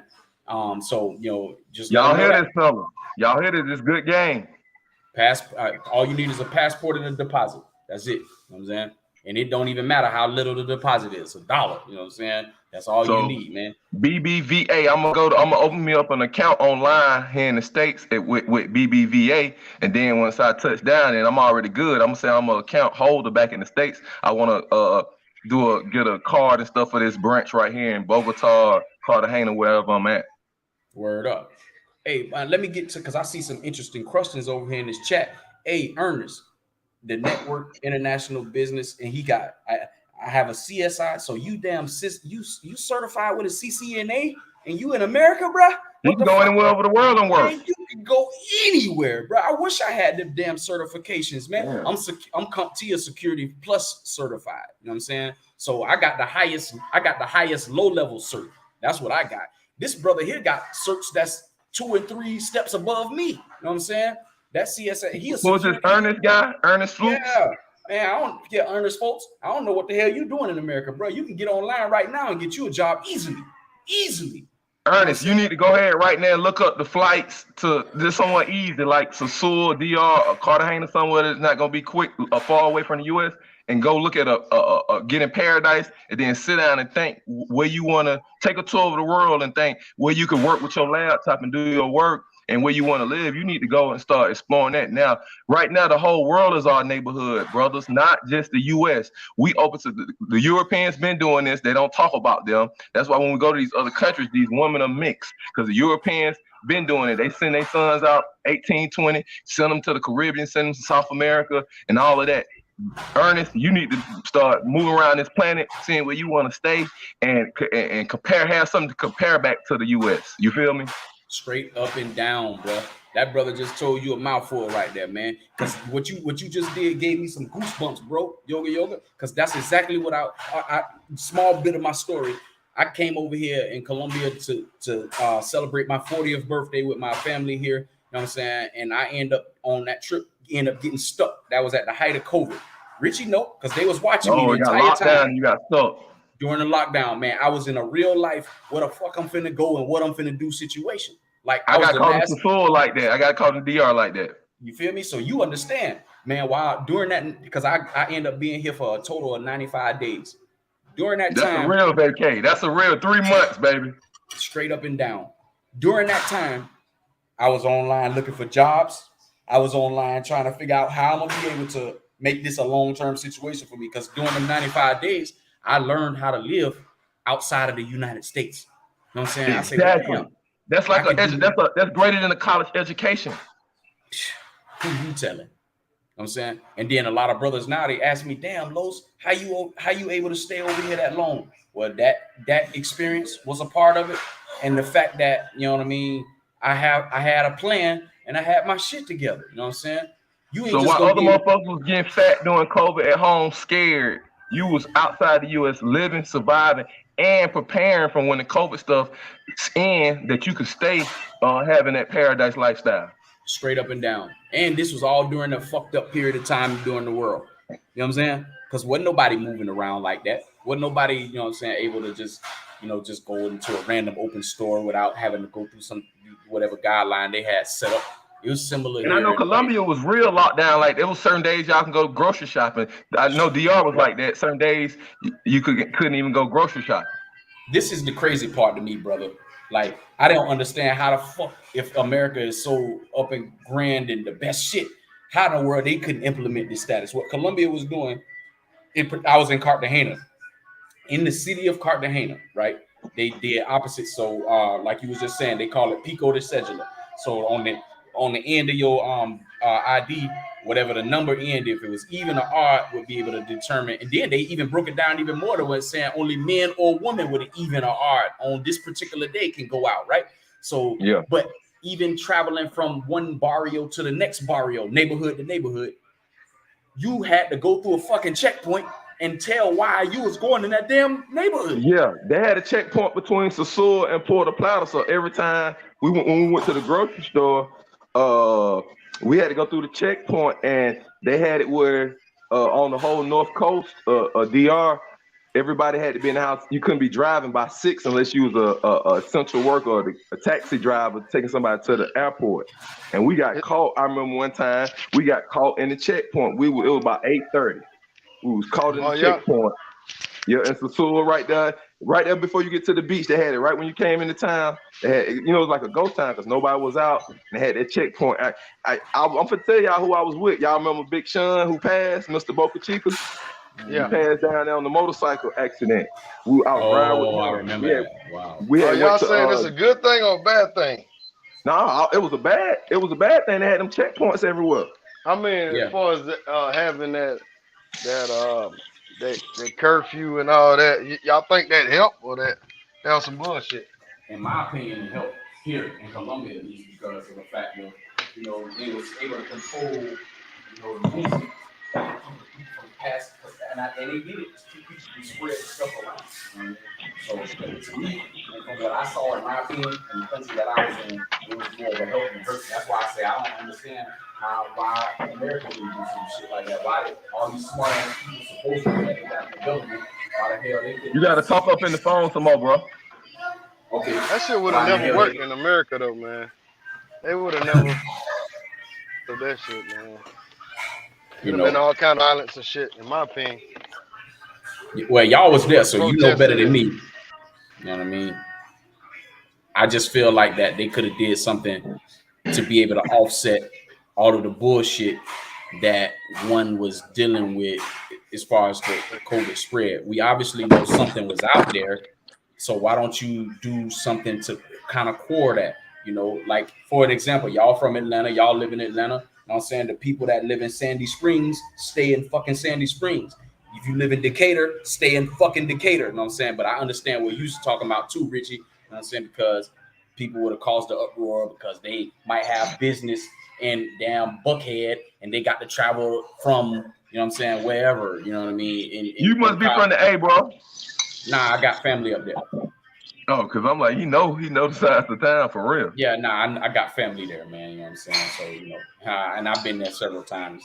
So, and plus, like when I go to places, I like to learn infrastructure. I like to learn so I don't be lost. I don't want to be nowhere and get lost. You know what I'm saying? So, like, if one never come to Bogota got 12 million people there. 12 million. I can take you to all the neighborhoods in Bogota, and you be like, damn, Los, how the hell? Because I've been out here I've been on my feet out here on the streets.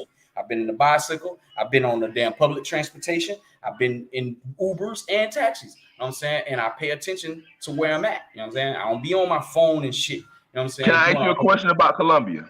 Go ahead. Who's the president? Petro. You know what I'm saying? His name is Gustavo Petro. He just got sworn in about maybe 3 weeks ago. And prior to that, what's his style? Like, give us like you know, back home it's Democrat, Republican. Everybody know what Biden on and Trump. Like, what's his little standpoint? He a leftist. You know what I'm saying? So they trying to bring. It seems like a socialistic type of environment. Same thing here. They got their first black female vice president here. You know what I'm saying? Really?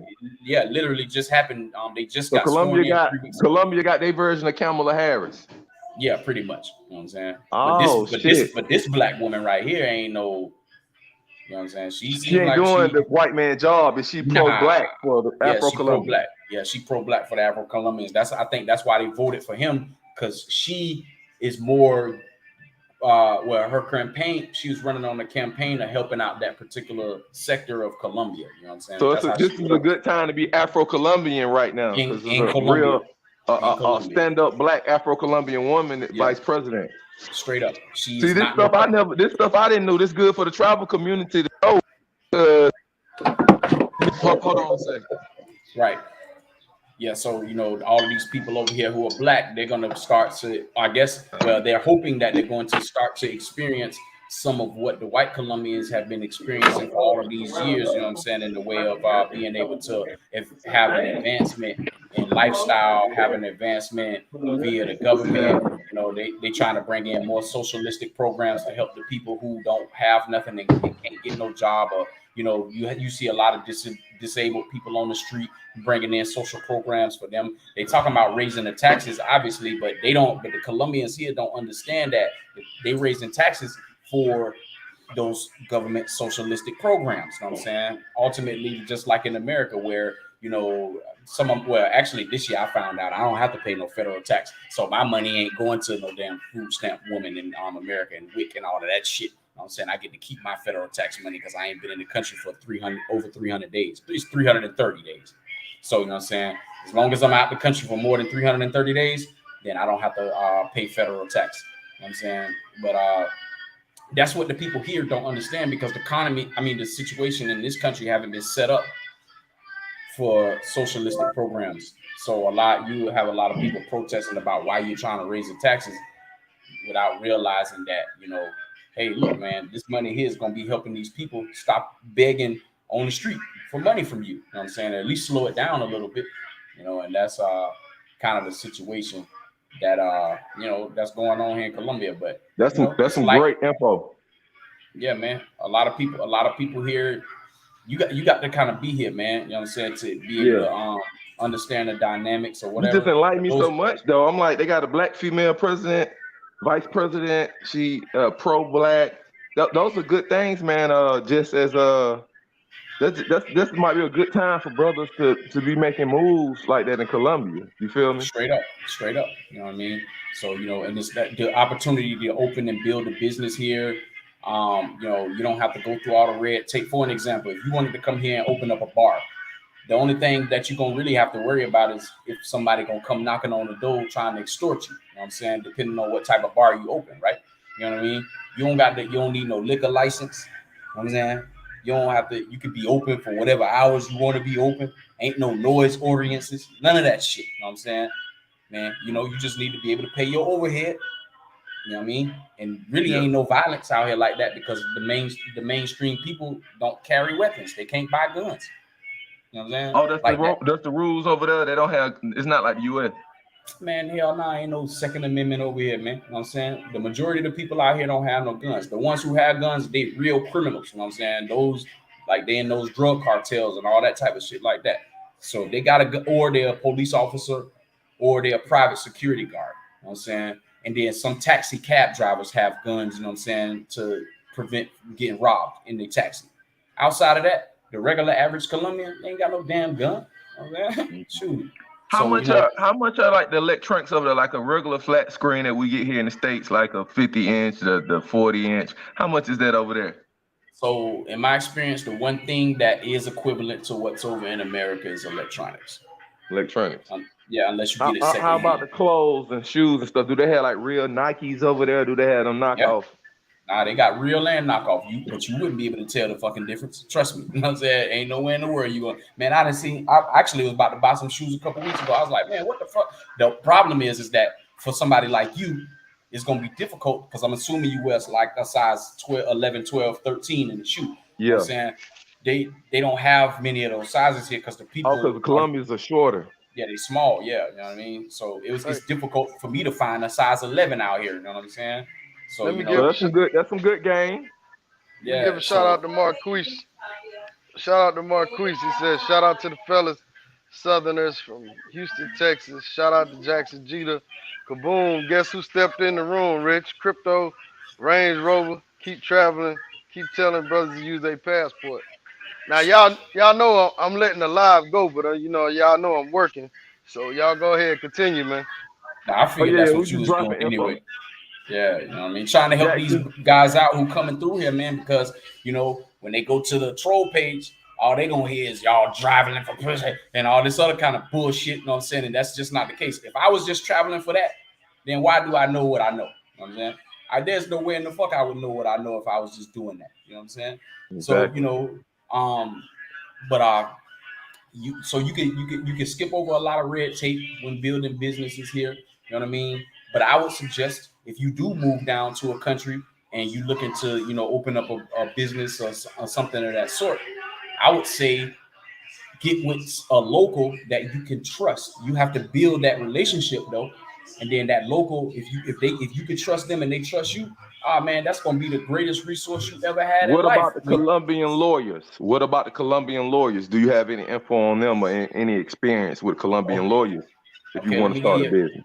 Yeah, let me give you a quick lesson on Spanish lesson. Abogado. That's what lawyer mean in Spanish. Abogado. Abogado. So I've talked to several different lawyers. The difference, the problem for me with lawyers is that when they know you're a gringo, they're gonna gringo price you, but they're gonna be able to give you the information or the intel that you need in order to be able to accomplish what you. That's for coming down from applying to visas. If you get with a lady and you want to adopt her child to get a visa, that's also on the table.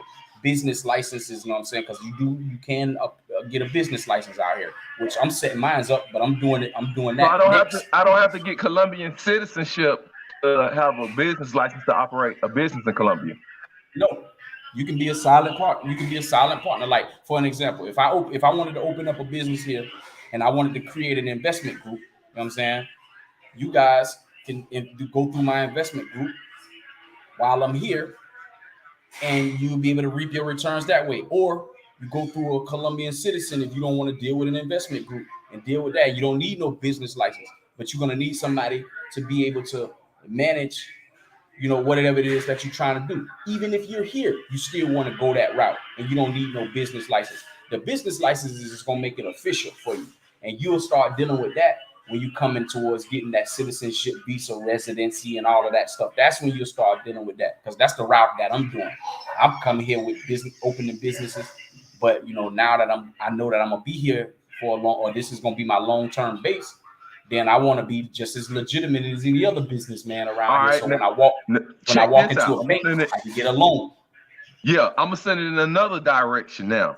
Because what I'm Okay. doing is asking questions because I know you have a wealth of knowledge. You're there on the ground and you living full time. And you got a Colombian. You say y'all gonna take it to the point where you're gonna have a family. You've been with her for a good little grip. So Right. check this. All right, what opportunities? And I gotta go and check out your channel. This is my first interaction. So obviously, Okay. you're doing your thing on the business tip. What opportunities are there if I have a budget? I have a budget of 25 to 30,000 US, and I want Mm-hmm. to do something, have an investment in Colombia, and then probably get me like an apartment, a condo, a home, Airbnb, being out, promote it to the American brothers, make it the yoga pad. Everybody know with the level of service and certain things, and have security. what type of opportunities from around that price range from 25,000 to 35,000? Is it any real estate opportunities where I Yes. can do the Airbnb situation? And Okay. give me something on that. Okay. So for a person who had that type of liquid cash, my suggestion, I can speak specifically in terms of Colombia because that's where I'm at. I would tell that person take at least, I don't know, $5,000 to $6,000 worth of that and pay up 2 years worth of a lease at an apartment if you're gonna be here. You know what I'm saying you can come here for a year and just use about $3,000, pay up a year on your living, right? So 30,000. So a That leaves 12-month you. lease is only 3,000 US. You can get it, yeah, man. My last 12 months lease when I first moved here, I paid 5,000 for 12 months. You know what I'm saying, and that included everything. So I ain't have to pay Okay. no bills. That's how I was able to set up everything that I'm doing now because I ain't have to worry about paying for living. You know what I'm saying? All I had to do was eat and entertain myself. That's what I was paying for the first year I was here. You know what I'm saying? So that's the very first thing I would say. Then from there, you have $27. I'm using the 30,000 that you use as an example. Is Then that from okay? there, you got $26,000 left to play with, right? With that money, what I would do is I would go find me a spot to lease for the same amount of time, a year, and I would go buy me some gym equipment and open up a gym. Why? Because everybody here exercises. You're not gonna lose with a gym. You know what I'm saying? You just gotta find the location and the equipment, and then find you somebody to staff it for how if you want it 24 hours, if you want it 12 hours, whatever. You know what I'm saying? Find you somebody to staff it. Your overhead would be. Promote the jam to tourists or to Colombians? I would promote it to tourists and Colombians. You know what I'm saying? If you're gonna promote it to tourists, then you put it in the tourist area. If you're gonna promote it to Colombians, then you gotta know somebody in the city or wherever you're gonna be at. Yeah, To, you everybody know, know me from traveling and health and doing fitness stuff while traveling. So right. So that's what I would do. You know what I mean? Because that was one of the business that I was looking at. You know what I mean? I would tell y'all what I would do, but I know somebody probably capable of going and replicating my ideas. So I'm gonna wait till I open my shit up first and then tell y'all. You know what I'm saying? But you know what I mean? I got one that's so damn easy. Like, gosh, whew, man. But anyway, the hold on, do gym. you need investors in that? You need investors in that because I'm seeing now that we got whole leases in Colombia for 3,000. We might need to talk offline and see if we can do some things. Like could throw some funds your way. I don't know if you're into managing a project like that, but going out scouting, getting leases, and then we furnish them and set them up at Airbnbs, and then we tell the travel bros we already got y'all when y'all come here. You know what I'm saying? We got somewhere where y'all spending still the dollar still in black travel community. Look in the chat. You know what I'm saying? I just sent you my number, man. You know what I'm saying? Okay. I'm always about business, bro. You know what I'm saying? Shoot, that's first. Because what my goal is by the time I'm That's a 45. country code. This is my first time saying that a country code like that. Yeah, that's Colombia's country code, and I'm on WhatsApp. So, for me, you know what I mean? My goal is to be not working for nobody, clocking in for nobody by the time I'm 45. I got 3 solid years to get all this done. 3. You know what I'm saying? So Yeah. for me, that's the goal. And in those 3 years, well, I got my real estate investment. You know what I'm saying? Because I did buy me you can go, well, when you check out my channel, you'll see one of the programs where I actually invested in, a property. You know what I mean? Here. Okay. I already got like I told you, I got the business out there in the country in my lady's hometown. We built an apartment, and also we got a discotheque right next to the apartment. You know what I'm saying? And and then my other business endeavors, what we'll talk about offline. I mean, because this business opportunity is so easy. You're gonna be like, all right, what's good? Watch what I tell you. You know what I'm saying? That's why I said, let me go. Look, you notice what I said? I need your contact info. That's all I heard you. So I was like, okay, we talking about a lease in Colombia, 3,000 to 5,000. I got bros in Sasur that own land, own oceanfront, stuff like that. And they have stuff, some apartments, but they're in Medellin, I think. And they've been saying little stuff like about making a move in Colombia, and then hearing the stuff like that with being able to do a business down there, it's a little a little easier and stuff like that. So I'm like, I need to talk with you offline. See this business idea includes a age range of of damn 15 years old all the way to 60, bro. Even a little older than 60. That's a the lot of people to demographic. sell to. Exactly. And everybody uses it and need it. Everybody. So you know what I'm saying?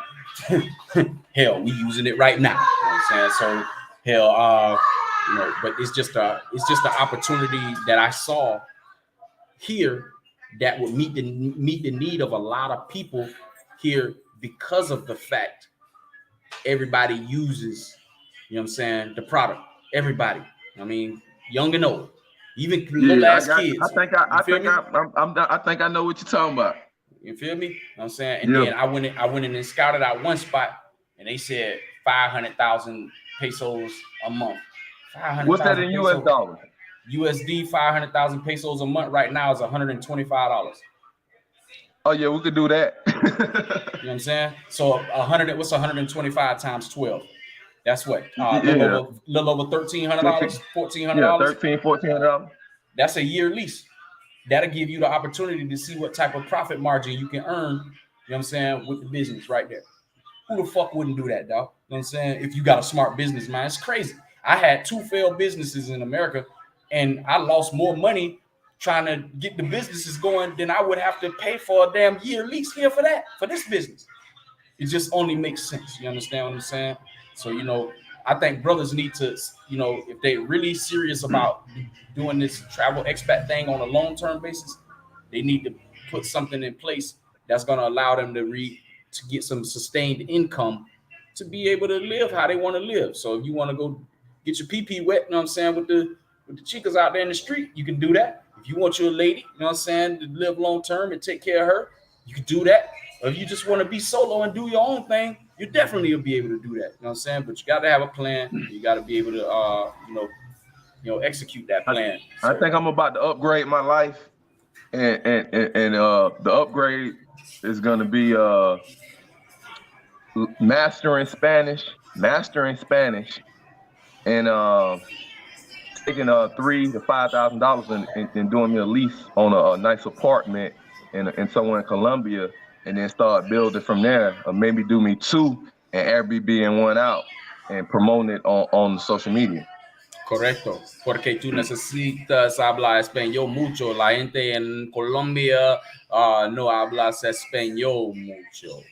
Entonces, la gente con años menos 25 o 30, la gente habla español, pero no mucho. Solo la gente es más que 35 años no hablas español. So tú necesitas aprender español por tu negocios o cualquiera. Man, look here. Trust me, bro. I came here. I ain't speak nothing. All I knew was "Donde es el baño? Adios, hola, ¿cómo se llama?" That's all I knew, bro. I see you on it. Bro, you ain't got no choice if you're gonna be down here. See, entrenched. That's another reason why I jumped on these fuckers panels around here talking about something. They don't go down there and try to learn the language. They don't let the fuck out of here. You don't even know what you're talking about, man. You know what I'm saying? Let me bust down this damn myth this damn, not myth, but this lie that you putting out here for these people. And you got these women out here thinking that we just traveling for pussy. Get the fuck out of here, man. I could have got all that all day in America. I was getting it all day in America. Who the fuck cares about that, man? You know what I'm saying? So, upgrade your lifestyle. You know what I'm saying? Get your shit together. You know what I mean? And execute it, bro. It's that simple. Especially if you ain't got no kids. If you a brother in America and you ain't got no kids, I don't know what the hell you doing with your life. Exactly. Now I'm gonna take it. I got another question to open up the wealth of experience and knowledge you have on Colombia and the Colombian culture. Now tell me this. Let's get the record straight on this. Let's set the record straight on this. Is it what we hearing on YouTube and on the social media that the Colombian women are more submissive and more feminine because of the culture of Colombia? Or has Colombia is just like the US, they see the glamour culture, they throwing money, they want shiny, flashy things. And what's the culture really like with the women as far as having a family and being good women, not no mango stuff? Okay, so you have more traditional women than you do the other stuff going on here. All right. It's just going to be that if you travel to a place like this, the only way you're going to find those women is if you venture out into other parts of the city to run into that, or you try to meet somebody, you know what I mean, on something like Colombian Cupid to be able to have that experience, right? As far as how the women are in the terms of submissiveness and following directions or instructions or whatever, again, you have a large part of the population, women that are traditional, so they're gonna get down. Now, me personally, I only deal with the Afro Latinas. You know what I'm saying? And you already know what come with that when you're dealing with black women. You know what I'm saying? Yeah, they're gonna have their attitude, they're gonna snap their neck, you know what I'm saying? They might give you some pushback on a lot of things, on some things. But they gonna get their ass in line. They ain't finna argue with you. You know what I'm saying? When they see your attitude shift, they don't want no problems. You know what I'm saying? Because why? They respect the setup, the biblical setup. They respect that here. You know what I'm saying? You got the major religion here is Catholic. And a lot of these people, they they go by those principles, whether they black or white. You know what I'm saying? The man is the head of the house. The man makes the final decision. Period. You know what I'm saying? My lady, like I said, she's black. She done gave me some pushback on shit. You know what I'm saying? But it ain't nowhere close to what the fuck I was dealing with when I was dealing with the black women in America. And I had my two kid children. I got my daughter be 20 in December. My son is he just turned 18. Both of them in Oh, they college. grown. Yeah, but that's what shit. That's why I ain't have to stay in America because they grown. You know what I'm saying? We got them up out of there. They in college. Troy State and Alabama A&M. You know what I'm saying? But anyway, they mama was a failed relationship, and then I was married for 11 years. So I got used to that shit.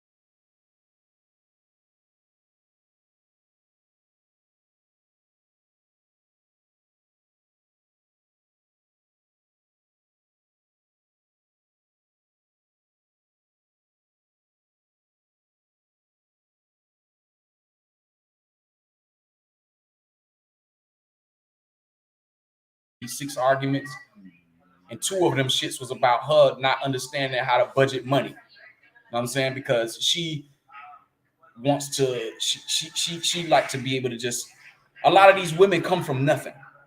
So when they have somebody that they can actually see their dreams able to come to fruition, then they lose kind of sight of, you know what I mean, uh, uh, how to be under control. You know what I'm saying?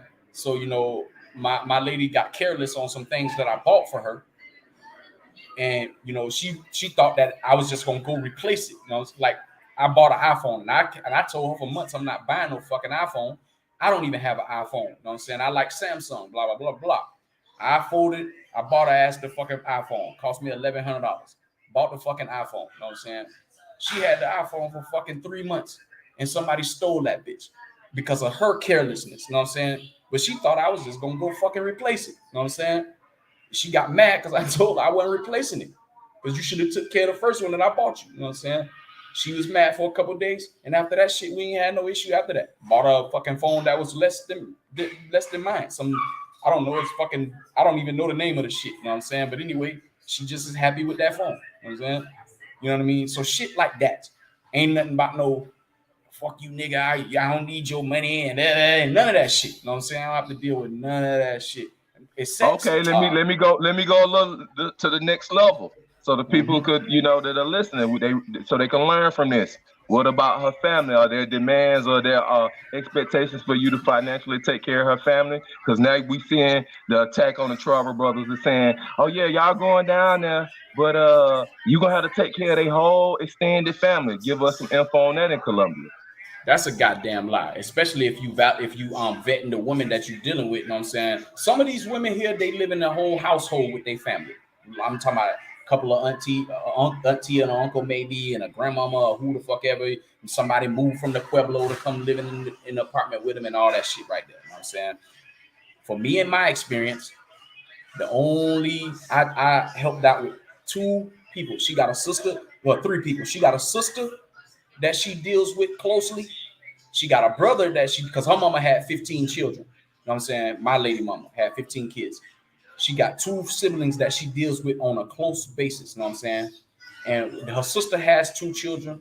You know what I'm saying? But they're very impoverished. You know what I'm saying? And me knowing that it don't take much to help, you know, and I'm a helpful person. I reached out, you know, bought the kids, you know what I'm saying, both of them. I bought like 10 days worth of clothes, couple pair of shoes, and just for them alone, that shit Yeah, only but that's cost me not a lot about, of money in U.S. man, money. it We talking cost me about about $200-300 one exactly. time. One Okay, time, you know what that's I'm what we saying? talking about. That's what we talking about. So And check then this out. the only person that I take care of on a recurring basis in her family is her mama, because her mama is 73 years old and she That got what to go happened to back in the she got U.S. Niggas doing doctor that in the appointments. U.S. So You feel that's me? normal. But Yeah. guess what? The doctor appointments that I pay for is $50 and she go every 3 months. How the fuck is that? So that's the only person on a recurring basis that I give money for. Everybody, all them aunties and cousins, I don't know you motherfuckers, so you ain't getting nothing from me. I don't owe y'all nothing. You know what I'm saying? Don't be. She even had a couple of her family members try to get money out of me, but my lady stopped that shit. No, because she realizes that hell, how she gonna get shit taken care of when she with me if all her family is asking for shit. You know what I'm saying? You know, because they will try to take advantage.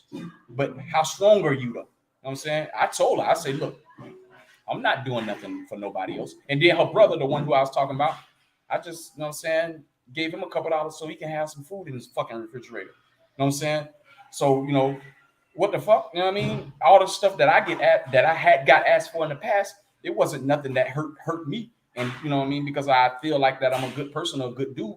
Shit, I just went on ahead and did it, man. You know what I'm saying? But it's nothing on no motherfucking recurring basis like how they putting out there talking about taking care of the whole family. You ain't taking care of the whole fucking family. Half of these people don't even know their whole fucking family. So how can you even do that? Mm-hmm. So yeah, man, you know, that's a damn myth too. One more question about Colombia. Mm-hmm. Give us a real take on racism in Colombia. Is it anti-black racism systematic, straight up? Like what have been your experiences or what you know about? I haven't come into contact with one. Well, I've had one racial experience when I first got here. I was walking into one of these restaurants, and this is when they was trying to make people wear their mask, and I was one of them people that fuck that shit. You know what I'm saying? So I walked in the restaurant, I ain't had my mask on, and this old ass white man, he had to be about maybe, I don't know, he was over 65. I'm positive of that. You know what I'm saying? He gonna step his ass back like fucking 3 or 4 steps. You know what I'm saying? And I looked at this motherfucker like, fuck is you? And I wasn't even close by him, you know what I'm saying? And then he said something to the person behind the cash register, and the person behind the cash register, you know, was like, can you put your mask on, please, sir? So I looked at the old man and I started talking in English because I knew he didn't know what I was talking about. I was like, man, fuck your white ass. You don't know me. You only did that shit because I'm black. I'm looking around. I don't see no black people in here. I said, fuck you. You know what I'm saying? And I shot him a bird. And then I said, I ain't coming back in this place no more. Fuck you too, behind the counter. And I walked out of that shit. That's the only time I experienced racism. Any other situation, I ain't no racism, dog. I'm sure it's here. But as a black man from America, you're going to miss a lot of that shit. And I'm talking about 80% of that racism shit, you're going to miss it. If you get any type of racism, it's going to probably most likely be from an old ass white person or a white cop who had a problem with some black dude who want to take it out on you. And that's damn near unlikely. And if you do that, they're going to be putting you up against the wall, patting you down, trying to search you and shit. And I seen that happen. You know what I'm saying? So, you know, outside of that, man, ain't no damn racism like that here. So if people talking that shit, that's a lie too. You know what I'm saying? But I'm sure it's here. I just haven't experienced it, and I don't see much of it going on for what I do come into contact or encounter. Okay. So yeah, man, I don't understand why people try to make it seem like going to foreign countries, you're gonna encounter this or you're gonna encounter that. I don't understand that. Me, you know what I'm saying? And especially if you haven't been to these places. How the hell am I gonna talk to you or Richie Rich about DR and I ain't never been to fuck there before? How? Yeah, I see all this fucking shit on the TV and see what people be saying and stuff like that. But I can't give you no true experience. I ain't never even set foot there. You know what I'm saying? And that's be my problem with a lot of people talking about shit that they don't know nothing about. You know what I'm saying? You can't tell nobody about nothing and you ain't never even been to the country. Like my mama, for an example. My mama was back at home telling all these people in the fucked up ass Christian black church, I need y'all to, because my dad told me this. I need y'all to pray for my son. She got the whole fucking church praying for me. You know what I'm saying? God ain't listening. The Most High ain't listening to y'all fucked up ass prayers. Y'all sinning too. He ain't listening to that shit. You know what I'm saying? But y'all praying for me because I'm not in America. The fuck? You know what I'm saying? If you want to pray for me, just pray for my safety. That's it. You don't got to pray. Oh, bring him back to America. My dad, I was like, man, you really telling me why would Boo, what they call me Boo, that's my nickname. Why would Boo want to go to a country where everybody trying to move from? You know what I'm saying? Hey, they don't understand, man. It's the media and the propaganda, man. They just believe what they see on TV, man. That's it. extreme. Your mama them talking about praying and bring you back. Yeah, man. They really was on that. Well, I have They to be don't know, honest. man. That's I have just to a be mother honest. love. I took down the white Jesus picture at my mama's house because I was bringing my babies over. She was keeping my babies, and I didn't want the white Jesus picture up. So I took it down and put it behind the sofa. While later that evening, when I came back to pick up my babies, the picture is back up on the wall. Wow. See, that's the indoctrination brainwash. You know what I'm saying? When it tell you right in Revelation 14, chapter 1, verses 14 and 15, what color he is. You know what I'm saying? It describes it plainly right there. You know what I'm saying? But hey, that's what they grew up in. My mama, my mama's 68 years old, and my dad's 72. You know what I'm saying? You needed me to move the cars off for some reason, right? Rich over there at the body shop, getting them things right. Yeah, Marquise. Yeah, we can hear you. That's why we shut up. Yeah, Marquise. I see you in there. Yeah, you're damn right. You know what I mean? That's all of us. All of us with melanated skin. That's what we fall in. We in that category. Yeah, We a part of what y'all paint that thing tribes. black? Hey, Yoga, man. I listen to your advice, man. When it got a shop, man. Hold on, people. This the second person that said this. Now, I've been roasting guys and been joking for always in 2020, and these brothers done when it did it. I really got on Rich. I said, hey, bro, you got the skill. This is what you do. You need to be doing it for you. Real talk. Yeah, he got on me, man. He did. And I said, well, you know what? Let me give it a run. Let me get out these white folks shop and go get our own thing. Man, everybody there you go. I need to come see you. I need to come see you when I get a little nick of bruise on the Range Rover. I know you're in the metro somewhere. You still in the Avondale area? No, I'm in Conyers, man. Okay, well, you know where I'm at. I'm right there in Avondale, so it's nowhere. So next time I'm gonna come see you for this. I'm about to show it to you too. I'm a little bit past Stonecrest, man. Okay, hold on. I'm barely in Conyers. Cause it just happened on my thing. You know me. This just Range happened. Rover Yoga. Yeah, look, you see this right here? I went through one of them, what's the name, car wash. Them car wash, the machine car wash, broke my joint right here the other day. Yeah. Yeah, so I need to come see you. Yeah, you probably gonna need a new one, man. Yeah. It's kind of hard to get them parts on them Range Rovers and shit right now, but it's kind of hard to get parts, period, right now. But we can check on it. Yeah, that's what's up. Yo, you in Conyers, I'm coming to see you, for real. You already know. What's up? Yeah, I'm out here working, Rich. man. That's what's up, bro. Trying you know to get shit you went done. on ahead and stepped that game up right there, bro. That's what's up. This is my business partner right here. What up, man? Tell the people what's up, man. He said he's my building partner, not business. Building, like we building together, like, you know what I'm saying? Exactly. Empire. You feel me? So, What them females be saying? Hey, man, tell him, man. He's 70 years old, man. Hey, 70 years old, good shape, man. Space saving partner. Space saving partner. We share the space. We share the space. Yeah. Business partner? I don't have one. Right, he don't got no business partner. Yeah. I'm partner by myself. Yeah. Hey, that's some white. That's an old white Cutlass. Y'all painting right there look like an old school white joint. Oh, you talking that Cadillac? Oh, okay. Man, this Cadillac. So you provide full body. Bro. You provide full body work, Richie. Man, we do body work, collision work. Let me show you. Suspension work. Take quarters off and shit. You see? Damn, Brody. You know what I'm saying? Oh, yeah, that's what's up. He walking around. Yeah, he doing his thing. He walking around. Oh, shit, he got a Cadillac in that bed? Man, I done had 6 Cadillacs in my life. Yeah, my fault. I hit the wrong button. No, you showing us the suspension job. Yeah, man. Yeah. Brothers He going in and got out. businesses going on. Brothers traveling the world. You know what I'm saying? And it's a steady incline of building up. You know, I Straight did up. literally was roasting Richie back in Yeah, 2020. Was roasting them dead for real. It was like, yo, you got the skills, bro. And I actually said that. I said, man, you got the skills.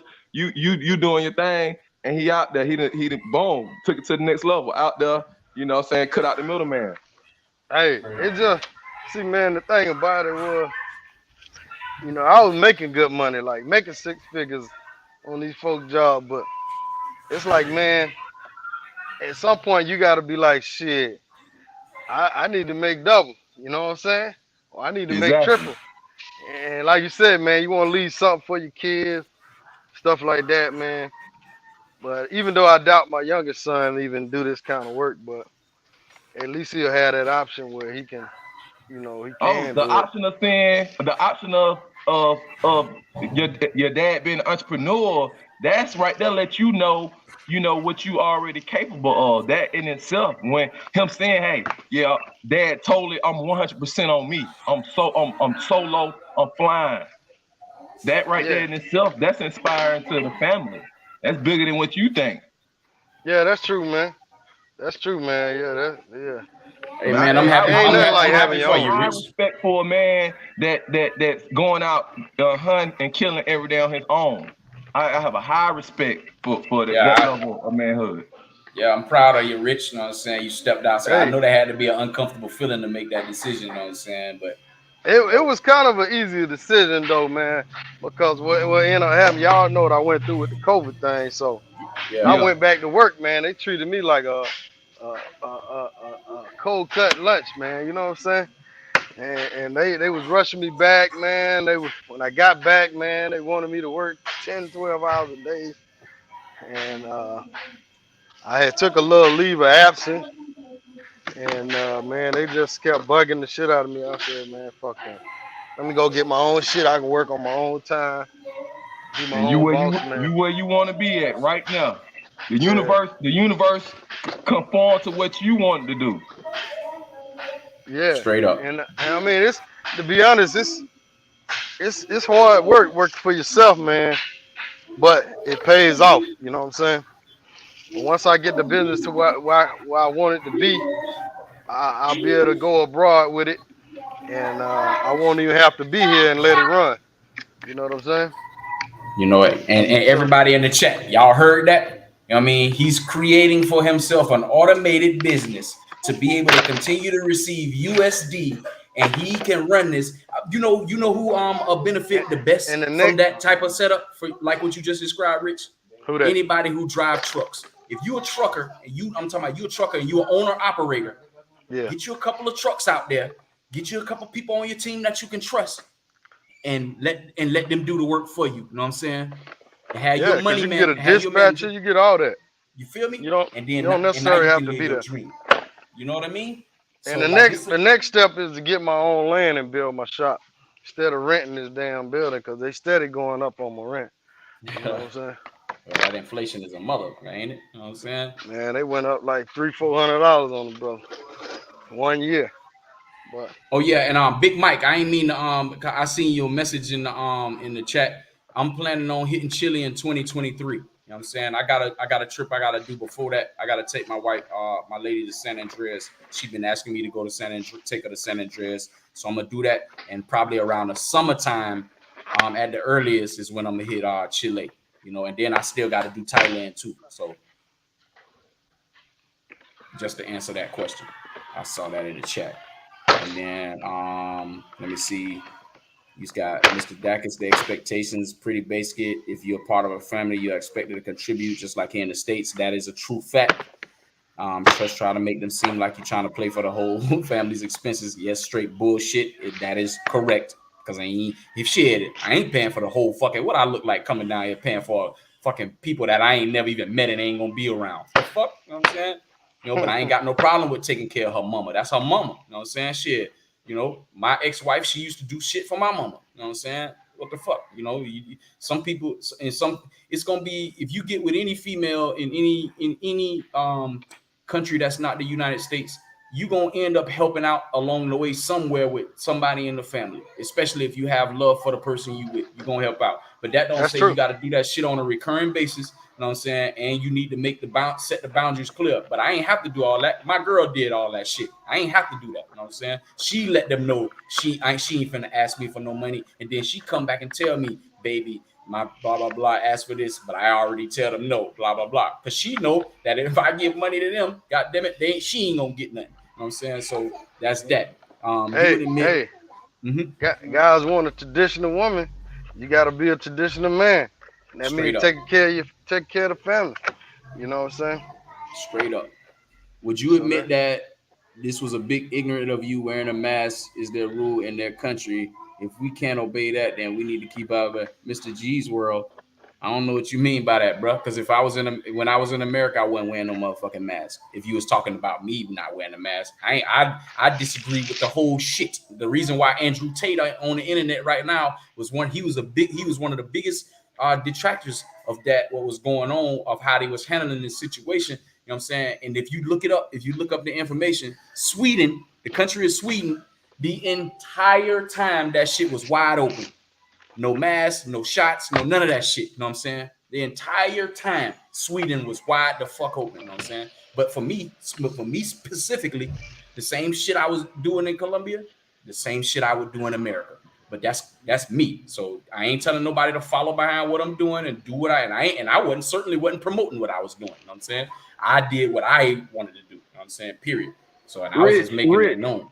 are you yo, making money and on YouTube at the same time? You making money two ways on them right now, Rich. boy, you stupid. Don't do Yeah, that, look Rich. at Don't be this. flexing on it. Hey, Don't do man. that, Rich. Don't show them the work and be working. Don't do that. Hey, man, they might want to bring some work out here. You know. Hey, I gotta, you know, I gotta advertise, work, and work at the same time. You know what I mean? Man, But hey, like I say, man, it's hard work working for yourself, man. It ain't all peaches and cream, man. You know, you got to listen to all the complaints.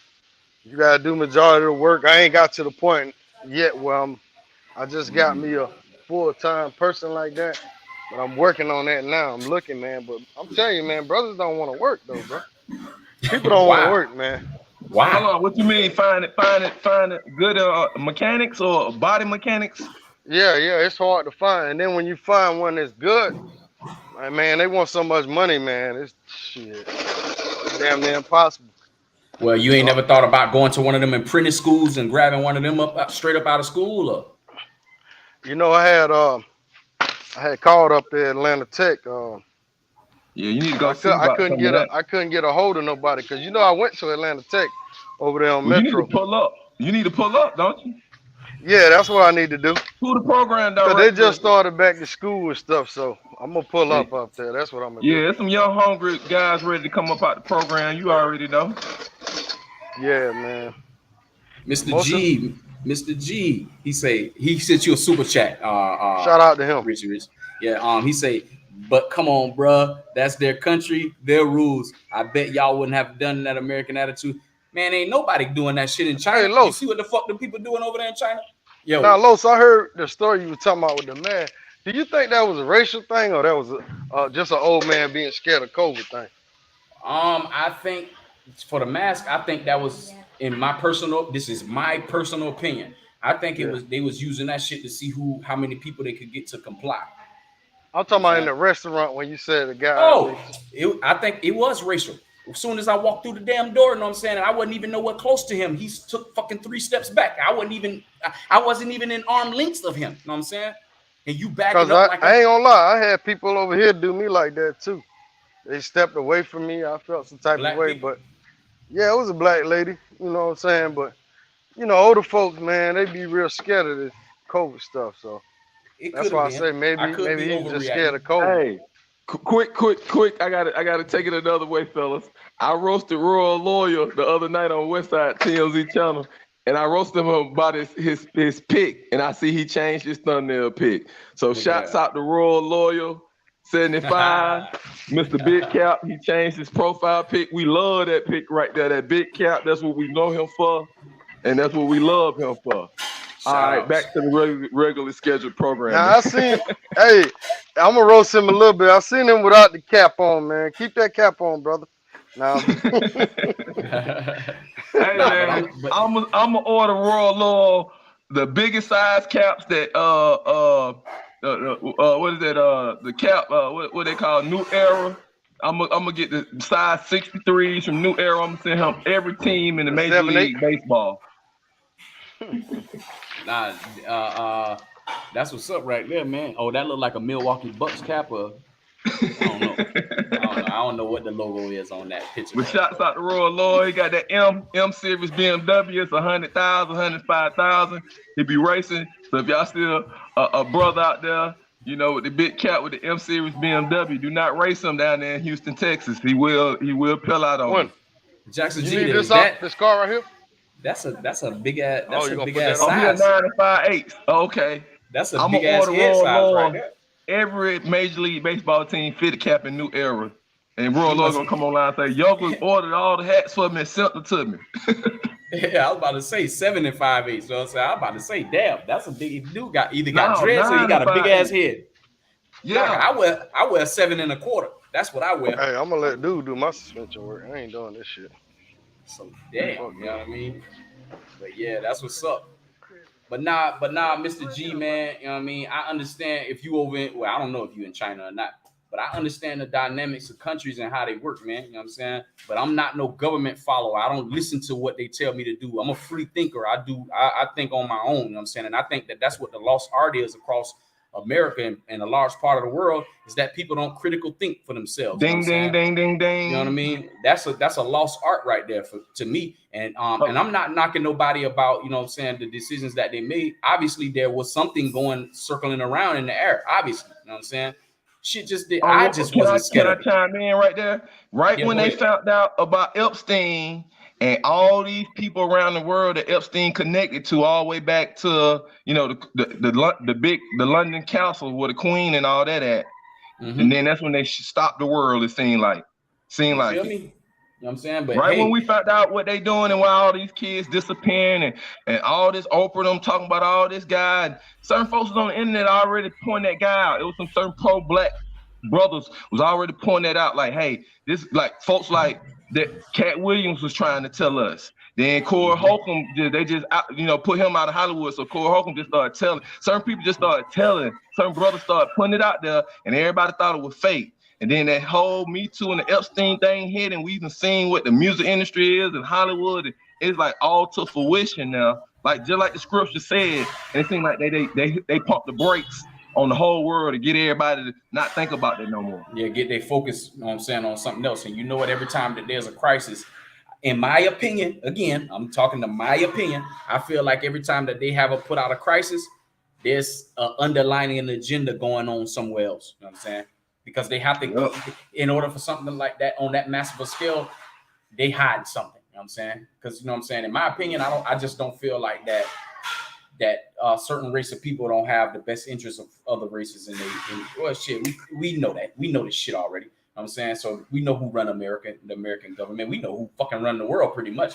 And you know what I mean? They got to have some type of detractor, deterrent to keep people mind focused on that rather than what's really actually going on. You know what I mean? Just like this shit with this monkeypox shit. You know what I'm saying? Like I've been reading damn articles talking about something is affecting the Black and Latino community. Yet I don't see no black people with that shit unless, you know what I'm saying, they living in an alternative lifestyle. You know what I'm saying? Get the fuck out of here, man. Exactly. Hey, this is what I'm on.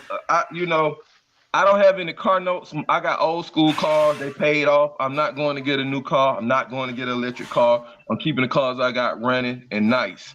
I'm not on the. I'm trying to compete with nobody.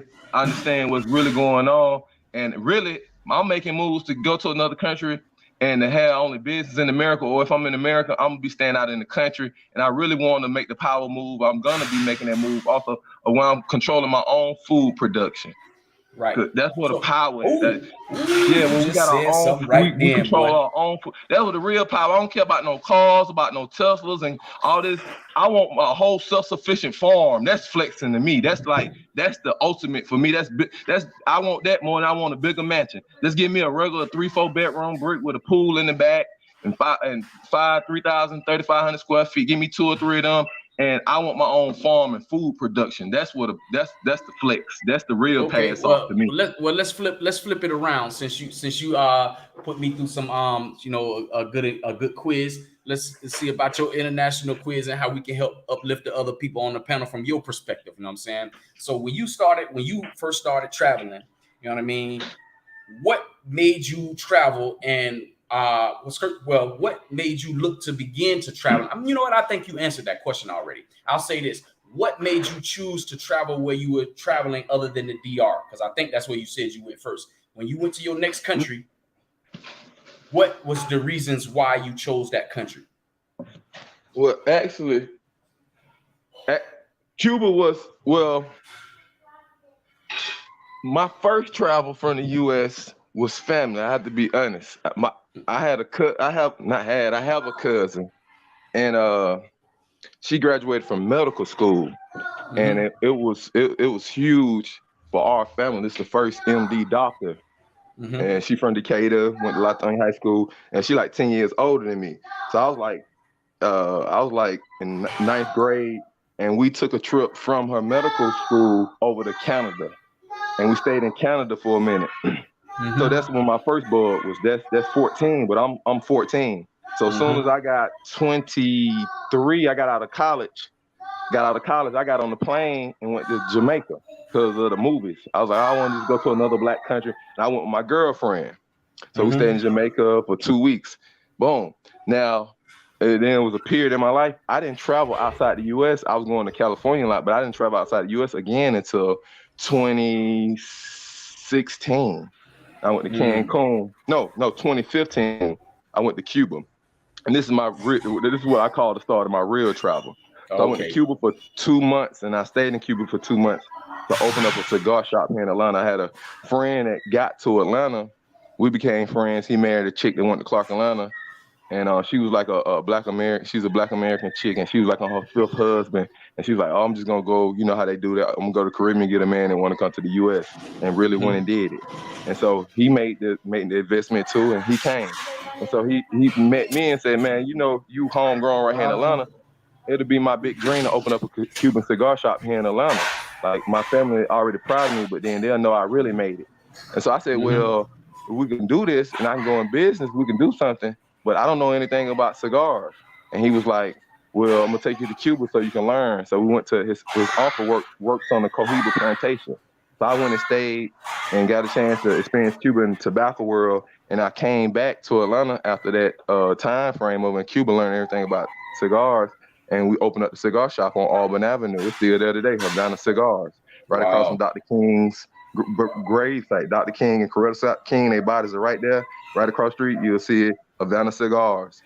And so when we did the grand opening, Bo Rakes came to the grand opening. A couple people, we had the sheriff to come. I'm born and raised in the ATL, so we had a lot of people to come. So at the grand opening, the sheriff is there. Bo come by, and I didn't know Bo at this time. But Bo knows my Cuban friend, the sister that he married. Bo knows her. So, you know, with everybody coming out the grand opening of the cigar shop, we down on Auburn Avenue, King Center, historic Auburn Avenue. We chilling, big crowd and all that. And then I meet Bo, and Bo was like, "Man, they've been telling me about you, Warren. You went down there, you put boots on the ground, you went down there, learned, came back and opened up a cigar shop. You know, congratulations, da-da-da." Me and Bo meet and this and that. And Bo tells me right then, within 10 minutes of me and him, he said, "Hey, you need to go to Dominican Republic. I just came back from down there, and I was in Belize." He whipped out his phone, started showing me videos. He said, "You need to go here because you bought business, and you need to go down there and see what's going on. Your money gonna be stretching and A, B, C, and D." Bo told me right then, 2016 at the opening of the cigar shop right down Auburn Avenue. That's why I met Bo Rakes at. And I wish I would have went right then, but I didn't because I was focused on cigar shop, other stuff. And then I had a girl at the time. So, and I was traveling like to Cancun, stuff like that. I turned around and jumped off. So that was my first travel. It was because of business.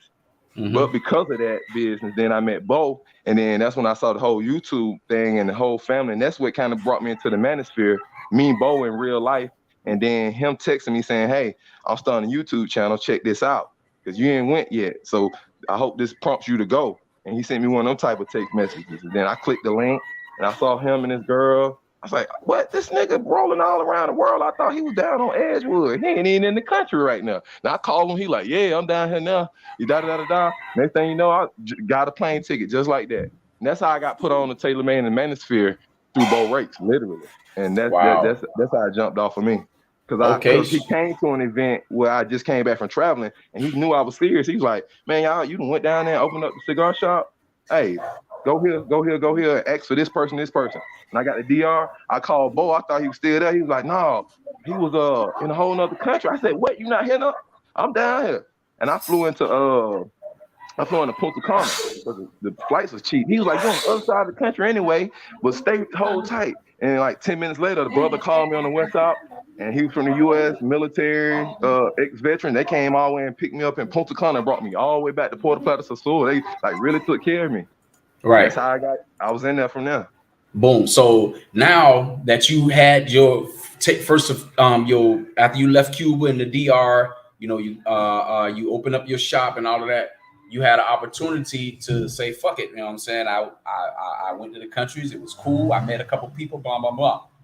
What made you continue to build on your experiences? Oh, it was intoxicating going to another country and just out of nowhere, they family hold you of status. I just had high status coming in, having an American college degree, being college educated in America. So when I went to Cuba and my homeboy Rafi's family just held me as such high esteem, I ended up getting a chance to meet Raul, Castro's brother.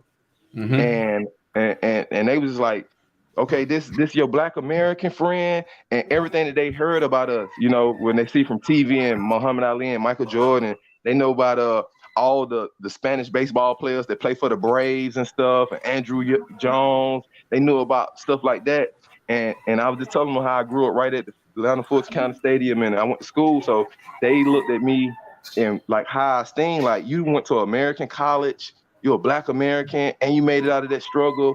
And they could just relate so much. I didn't realize how they look up to us. And I was 33 at the time. All his uncles and stuff, they shared like their real experiences with me. And I ended up, that's how I got into boxing. That's why I'm boxing now, because I met the Cuban Olympic coach Nicholas Isidore. They introduced me to him, and he been my boxing coach, and he defected from Cuba. And he got a couple UFC fighters and Cuban gold medalists, and that's how I got into the boxing from my trip from Cuba.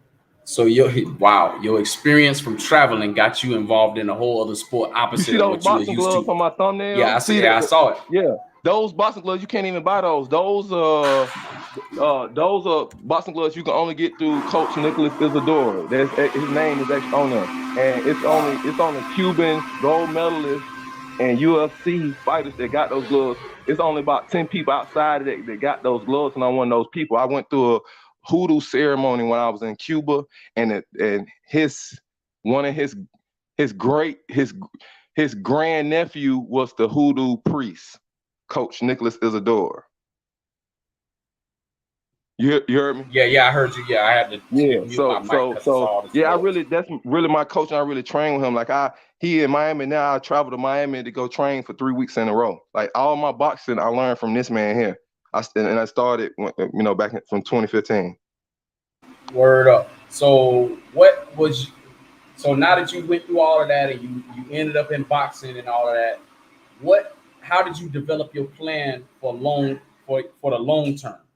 What steps did you take to start, putting yourself in place to basically be able to do this, for the rest of your life pretty much? Because I gather, that's what you're going to do. I looked at the plan that Bo is executing now. And then the brothers that I met since I've been on the travel circuit, brothers that well past my level now. So I learned from them. No brothers been retired, got multi-million-dollar companies. They don't be promoting and stuff. There's plenty of brothers, Black African-American brothers in Sasur, got oceanfront property and running companies back in America that's doing $10 million in revenue. And so I'll get a chance to sit down with those brothers through both and just see what they doing, how they doing it, why they even came to the DR, how they do the tax structure, they shelter their money, those different type things. So I already had my own thing in motion with investments and my own businesses and things like that, like the cigar shop and some other things that I have, entrepreneurial things here in Atlanta. And so I was looking at ways of other ways of growing that money and growing it in assets that are tangible and tied to the culture. And so with seeing with Bo really opening my eyes of the real estate cost in North Dominican Republic at that time, and this is pre-COVID. So I seen like acres of land go for like $5,000, like $750 a acre, like low numbers like that. And so I knew then, I said, okay, well, I already see this. By the time I'm 50, I'll have 2 or 3 homes somewhere outside the US where the money quadruples. And let me take my energy now that I'm putting more into this American culture, and let me withhold that energy and save that money up. And then that's going to catapult me into early retirement and just pay for some things. So I cut out how I was moving in the US. I cut out all the going out, the spending, the certain things, the movies. I just cut back. It seemed like I unplugged for the culture. And I wanted every dime, everything that I do to build up. And so I can even make it go further economically outside the US. And I'm in the stage now where I'm studying and traveling to different places in the world that I scout out to see where I want to land and really build up financially or economically there. And I'm in the process now. Damn, bro, you know what I'm saying? That was a thorough answer because you answered the next question I had for you right in there. You know what I mean? Shoot, that's what's up. So okay, let me go to the next one then. So because we be on these panels or we be in these chats with a lot of brothers, you know what I mean, who own the fence. They ain't never been out of the country. A lot of these guys just now getting their passports and all this other kind of stuff. For that individual, what would you suggest to them as a first timer? What first is a 2-part country? What country should they consider going to first, or how they or what you said you scouted out places that you would consider. What suggestions of first time countries would you suggest that these brothers scout out, and once they get to that location, what should be on their mind outside of a woman? Well, I tell the brothers this is what I would say. If you're 18 to 21, you in college age, I say, and you don't have your passport yet, and you applied for it or something like that, and it's a long wait now, or longer wait, stuff like this. Get on the plane and go to United States Virgin Islands or Puerto Rico. It's right down next door to Dominican Republic and Haiti and Jamaica. It's right in the Caribbean, but it's U.S. territory, so you can get on the plane with your driver's license. And it's a Spanish culture, and it's going to be tourists, and it's a safe situation. And so that's the first step I would say. That's the first step. Go. You still in U.S. territory, but you still off the mainland, and it's a different culture. So, Jackson Jeter said Yoga set up the gym, and Sasul, here go. I know Jackson Jeter. I just met Jackson Jeter last week, y'all. I was in flip-flops when I was feeling a little better from food poisoning. And I heard somebody calling me like, Range Rover Yoga. Yeah, I came over, what's going on? He like, you don't know who I am. I was like, how am I gonna know? And then it was Jackson Jeter, but he had on the Houston hat. I was like, man, you from New York. And definitely, I thought you from H-Town. You got on H-Town gear. But shouts out to Jackson Jeter. Shout out. Yeah, so what was I saying? Now you were saying the U.S. Virgin Islands and the Puerto Rico, which is this is a piece of advice that I've never heard anybody give to a person who just beginning to get their passport, and I think this is actually pretty smart. You know what I'm saying? Yeah, they're smart. I'm telling you, I'm showing them how to really get on. And this is kind of, I took this route and I went to U.S. Virgin Islands and Puerto Rico, but I did it through the corporation, with my job. So my Mm-hmm. job, I was a trainer, national trainer. So they had it set up in U.S. Virgin Islands at the Wyndham Resort. So they just sent all the new employees down for 2 weeks. They had to go through the training and then pass the test. And that's how that I was down there like that. And they went down there for tax shelters. A lot of these corporations based out of Puerto Rico and U.S. Virgin Islands from tax purposes. But that's the first for brothers that's gonna go solo and go with y'all freshmen in college, y'all in college college age. Go to Puerto Rico first, Puerto Rico or U.S. Virgin Islands. You don't even have to have your passport, and then you at home. You know, the laws just the same. So and all that, and they got the same. If you come from Florida, New York, and you got a CBD and all that, they got all that now. It's the same, just back on the mainland. So you're gonna get the tropical island feel. You're gonna get the chance to meet. It's gonna be the Europeans gonna be there. There's gonna be Spanish speaking, and that's the first half baby step.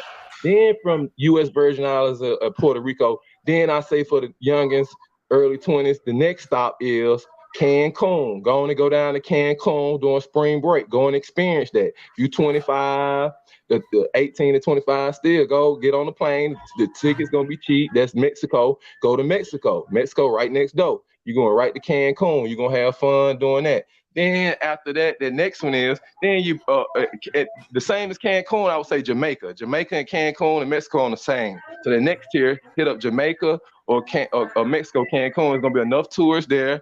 You can still speak English. They know about the culture. It's set in. There's gonna be a lot of Americans going to Jamaica and Mexico or Cancun, and the grill and stuff like that. So you still good.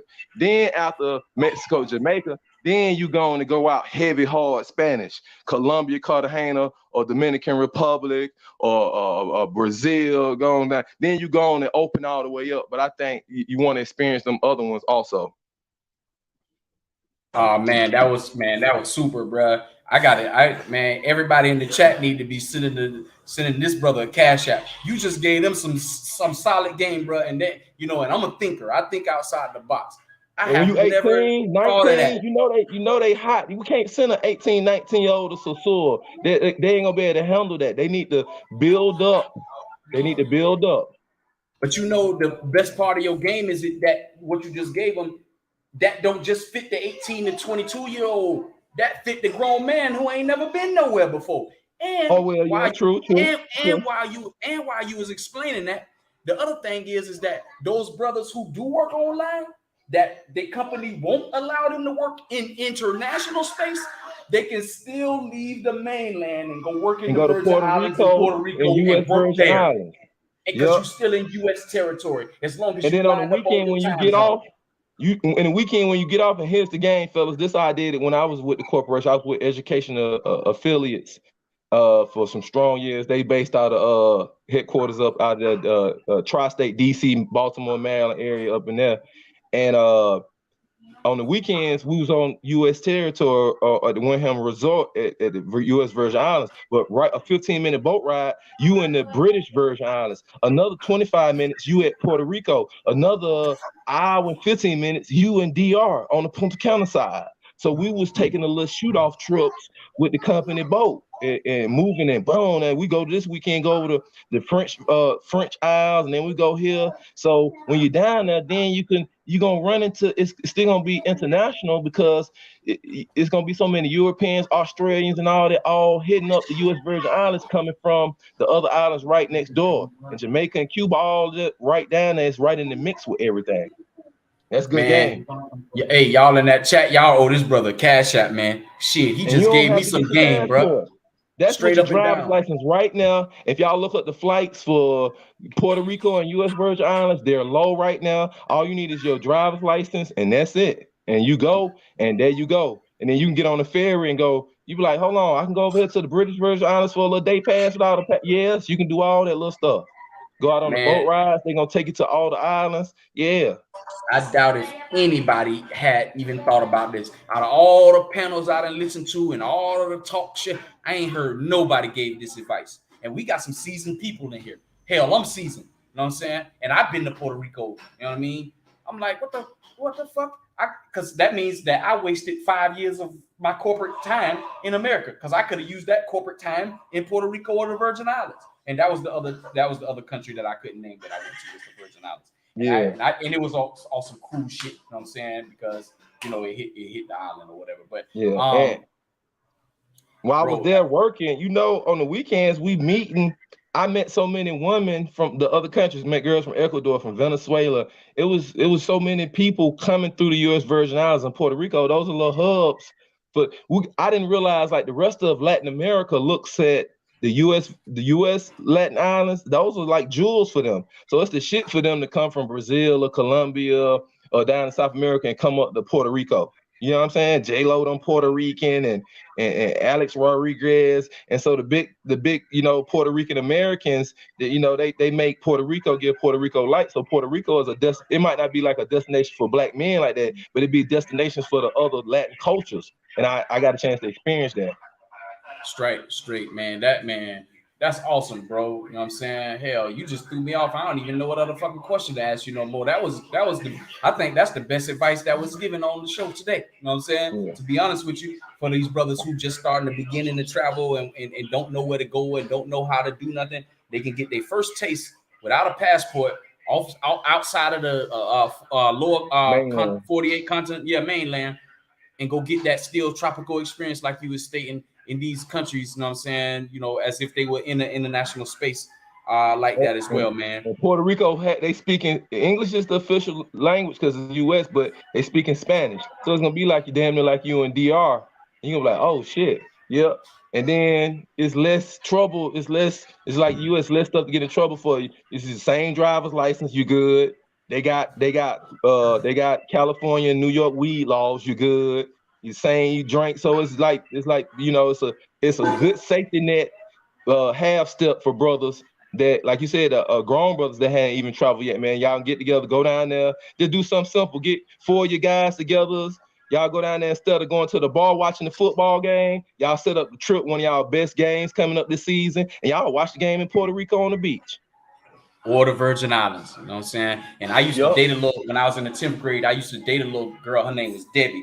She was from the Virgin Islands, man. You know what I'm saying? She was a cool little girl. We didn't work out, you know what I mean? But hey, you know what I mean? It's all good. So, shit happens. But the fact of the matter is that you could take advantage of, traveling to another country, you know what I mean, without having to use a passport and still get the similar experience as if you were in, a country that where you were required to have a passport, man. That's awesome, bro. You know what I'm saying?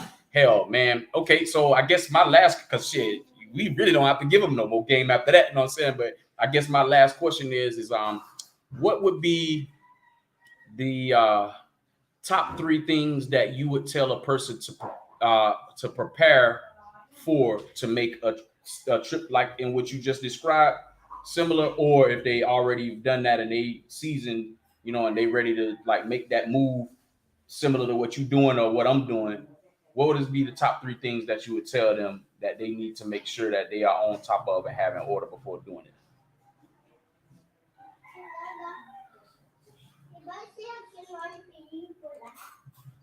I don't know. I don't know if you heard me or not. If your mic cut off. Oh, he dropped off. That's what it is. All right, man. Well, shoot, man. I know Rich in the shop they're working, but I tell y'all, the ones who are still here, listening and stuff like that, man. I don't think that you're gonna be able to get a better. Yo. Oh, you okay? Yeah, I'm here. I'm just working. Yoga. I think he back on now. I think. Is he? I think I'm not sure. Nah, he's not on. He's not on the panel. Okay, yeah. Maybe his internet dropped. Yeah. But yeah, man, them definitely places you can hit, man, without the passport. I think you can hit Canada too, but I mean, if you drive in, you can hit it. He needs you to drop the link. You know what I'm saying, for him to fall back in. Oh, okay. So, yeah, but to y'all who listening, man, I think that will be a good way for you to get your feet wet. Me personally, if it was me, I'd be all in the Virgin Islands. And if you got you a job that allows you to work, I mean that if I ain't mistaken, I think you can't go to Bahamas without a passport. You got to have a passport, because I remember that's why I even got my passport in 2010 to begin with, because after me and my wife got married, we had a cruise that lined up to go to Bahamas, And in order for us to get off the boat and go on to their mainland and do the little tours and shit, we had to get a passport stamp. You know what I'm saying? So Right. that's how I even end up getting a passport. If it wasn't for that, I don't even know if I have a passport now if it wasn't for that. Yeah. You know what I'm saying? But I'm glad But I it mean, did. it's easy to get a passport, and it's only taking. My brother finally got his damn passport, and it only took him 6 weeks, man. He ain't never left the country. Wow. He's 5 years older than me, man. He stuck Hell, in if he ain't never Michigan, man. left the country, you might want to give him the same advice that Yoga just gave to everybody, man. You know what I'm saying? Go on down there Yeah. to Virgin Islands, man. You know what I'm saying? Well, I mean, man, the thing about it is, if you got somebody rolling with you, then you be all right. I mean, he a True. grown, he know how to handle himself. True that. Yeah. Yoga. Yeah, I'm back. That I meant okay. to hit the wrong thing. It's all good. You caught that question I had asked? Go ahead. Oh no, what you said? I was asking, I said, so after the advice you just gave everybody, for those people who are, a little bit more seasoned and they are on the fence about getting ready to, should they relocate to another country? What are the top 3 things that you would tell that person that they need to be prepared for? Uh, Make sure that if they had a stream of income already set up, do not go to the other country. If their goal is to already be established when they go to the other country, let that be the goal. So already have your stream of revenue locked in the U.S. and how it comes. Now, and if you're not going with the already locked in stream of revenue from the U.S., you need to be serious about learning the language and getting set up.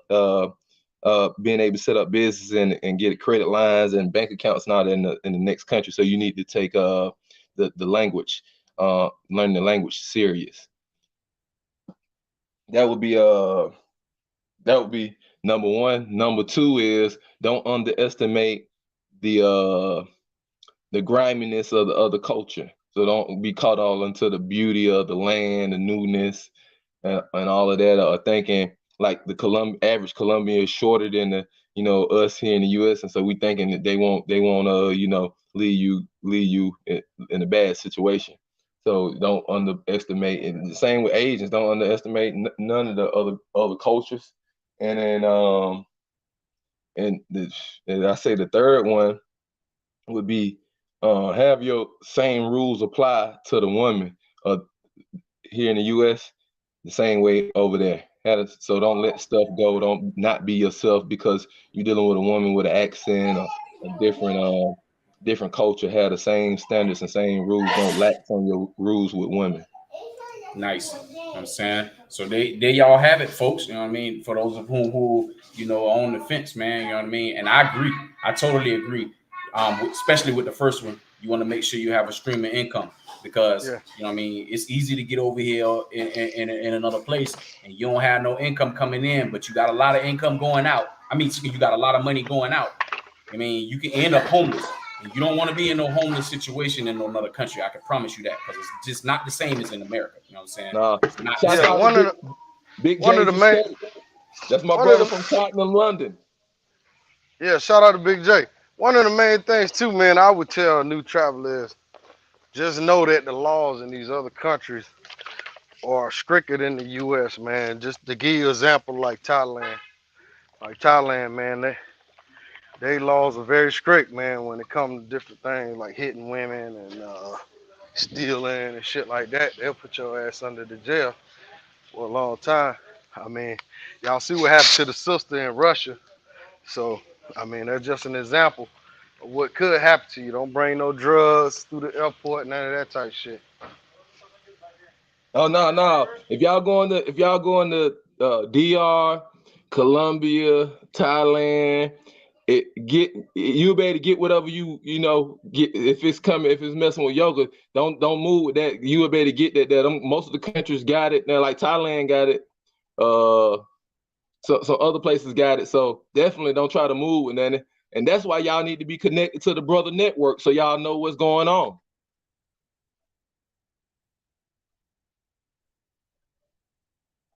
Totally agree. Because a lot of these brothers, you know what I'm saying, like to move around and try to sneak stuff through the airport, man. You know what I mean? Just I was when I was coming to Cartagena from Bogota, this is the first time it happened to me since I've been traveling around, man.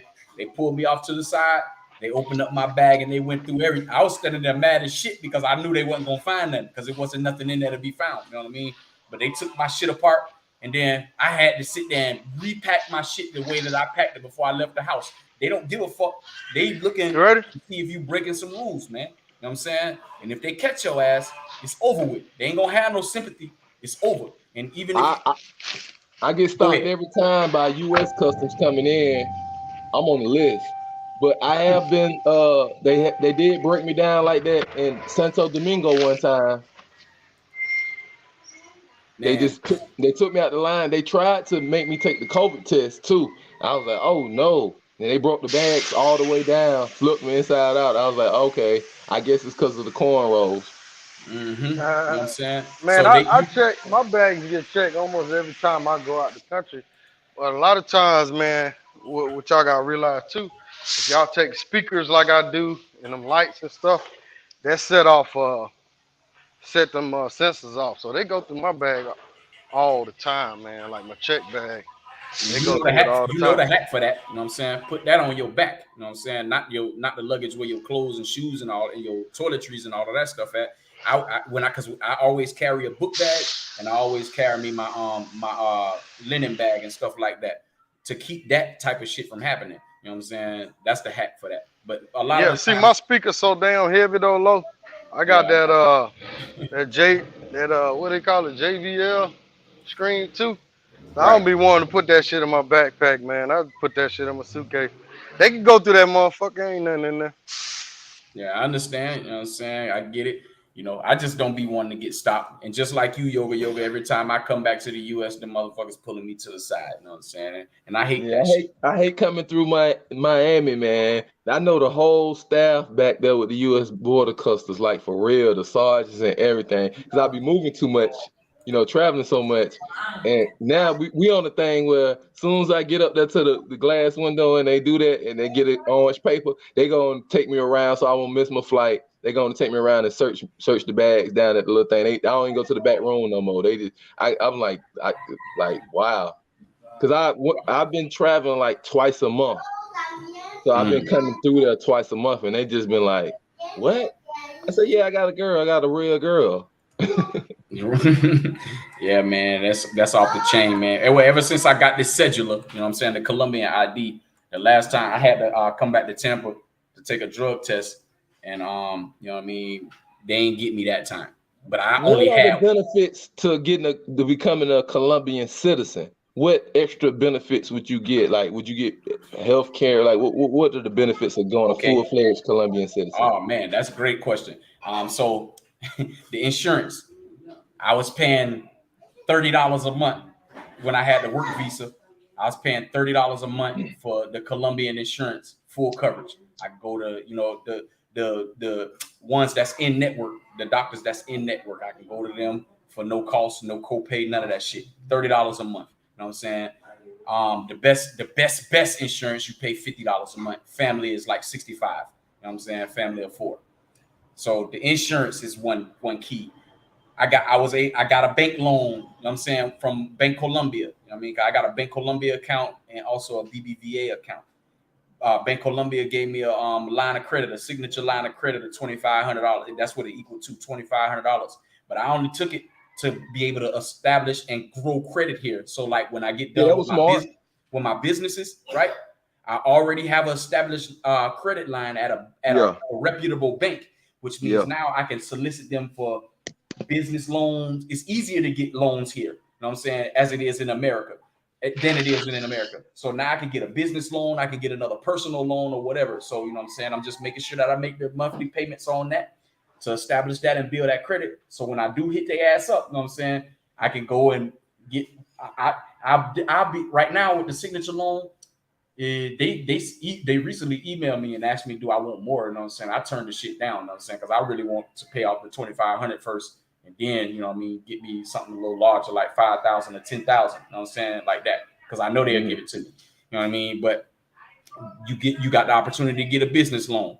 You get a bank account and the health insurance, and then another you got the Colombian ID. You know what I'm saying? Which now you can breeze through certain things a little easier, you know what I'm saying, as opposed to showing a passport. If you pull out the Colombian ID, at a checkpoint or something, okay, they look at you, you legitimate. Because when they see an American expat or American with a Colombian ID, the police or any other government official or whoever, they just automatically assume you good because they know how You took in difficult the it steps is. to become a citizen. Exactly. So they don't even fuck with you. You know what I'm saying? Because they know you right. They know you in good standing. You know what I mean? Because you ain't gonna be able to get none of that shit if you're not. You know what I'm saying? Hey, So, hey, Los, do you have to pay taxes when you become yeah, Yeah, I do you gotta have to pay pay taxes taxes? now. Yeah, and they tax in Colombia. The tax place like the IRS equivalent is called the DIAN, DIAN. That's they tax organization here. So yeah, but this year, oh yeah, and if you buy a property here, they're gonna put you in something called a fiduciary or some shit. I think that's what it's called, and then you pay taxes on the property through that if that's what you're doing. If you're buying a property, and you pay taxes that way. Oh yeah, and another thing that you need to know is if you have a Colombian bank account and you move an equivalent of $10,000 through that account, you're gonna have to pay taxes on that too. You know what I'm saying? So I haven't moved $10,000 through any of my accounts since I've been here. You know what I mean? I was careful of that because I ain't want to be paying no taxes. But since I made the investment on this property now, you know what I mean, then I'm gonna fall into that next year when it come time to pay taxes on the property. You know what I'm saying? Because I will have moved that type of money through my account. You know what I'm saying, by then. So but yeah, you know what I Are mean? they Those taxes just as high as U.S. or what? hell no, hell no. You know what I'm saying? Not well, you know what? I take that back. Well, actually, I don't know. It's probably higher if you're a Colombian citizen, but because I make USD, I don't really see it don't affect me that way. You know what I'm saying? Like I don't know. That's a good question. I'm gonna have to study, I'm gonna have to research that because I don't want to give nobody the Well, wrong. you'll know once you do your taxes though. Yeah, I'll know that then. You know what I'm saying? And Now, I'm not hiring no accountant and none of that shit. I'm gonna figure it out on my own. The same because I used to do taxes back in America. That was one of my businesses that I did in America. So what, I You figured don't that do shit that no out. more. Hell nah, and I ain't got time for it, bro. You know what I'm saying? quick Yeah. question. All right, like, are there any programs there in Colombia, like in DR, if you build or buy, you buy a house and it's under 150,000, there's no property taxes on their house and land. Well, ain't no taxes on the property once you pay it off in full. Also, so if you buy something in full, there's no paying a property tax in Colombia. Nah, ain't no property taxes. You know what I'm saying? Not right now. Once you get done, you pay the taxes while you're All right purchasing the there. property. Oh, all right. Once you own the title of the property, that's the end of the taxes on the Oh, so property. it's like, okay. I'm saying so that was one of the reasons why I went on ahead and made my investment on the property that I did buy. You know what I mean? It was a couple other things that included with it too, but yeah, I don't have to worry about that once the property Yeah, is paid. I saw Big J's escape to the Dominican Republic. I saw his channel. He bought some land down there in Bravaro, I think, in near Punta Cana. He bought some land down there on this channel. So I've seen a couple brothers buy land in DR because of that no property, that no tax situation if it's up under 150,000 US. So now I could be wrong. Something may have changed, but far as I know, there's no property tax. At least from the people that I spoke with, they don't pay property taxes on the property that they own. So, and I'm looking forward to that. But even if I had to, you know what I'm saying? Shit, I own the property, and I was doing the same. I was doing it in America, and I know it ain't gonna be no American property price tag. So you know what I mean? I wouldn't care if it was or wasn't. But the benefit of not having to do it is a one up for me. So yeah, you know what I mean? It's all good on that. But yeah, man, there's a lot of benefits to becoming an expat, setting up businesses, buying real estate, etc. And I think Yeah. that everybody should research and take advantage, of those opportunities if that's what you're Yeah. looking to do, man. And Hey, to be honest with who is this Bobby Bacteria guy in the chat? you, I ain't even looking at You it. know about this dude, Bobby Hold on. Bacteria? I'm finna check it out. I was doing some catching up on my tickets on my job because I'm on the Yeah, they clock talking right about now some, too. now we talking something yoga know about. What? Let me see what it's on. I don't know. Bobby bacteria, the bag, very important. That's the only one I see. You know what I'm saying?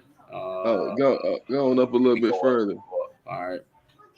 Yoga. Bobby Bacteria. I don't know. I guess the chat. I don't have a angry Bobby Bacteria angry man. I don't know what he's saying with that. Yeah. Unless he's talking about me, because a lot of these people have seen me angry on lives before going off on niggas. Because I be calling dudes out, dog. Me and fuck nigga don't never mesh well. You know what I'm saying? Ever. I don't know who you talking about, but can you describe them without saying the name still? The person you talking about, you don't mesh right. No, I'm talking about. No, I was just talking about fuck niggas in general. You know what I'm saying? Oh, yeah. okay. If you one of them kind of dudes, you ain't gonna get along with me. You know what I'm saying? Oh, okay. I see what you're saying. A bitch ass nigga. If you one of them, you're not gonna get along with Colin. Straight up, you just not. You know what I'm saying? I never in my entire life, I never got along with fuck niggas, bitch ass niggas, none of that shit. And then when they do fuck shit, I call them out. You know what I'm saying?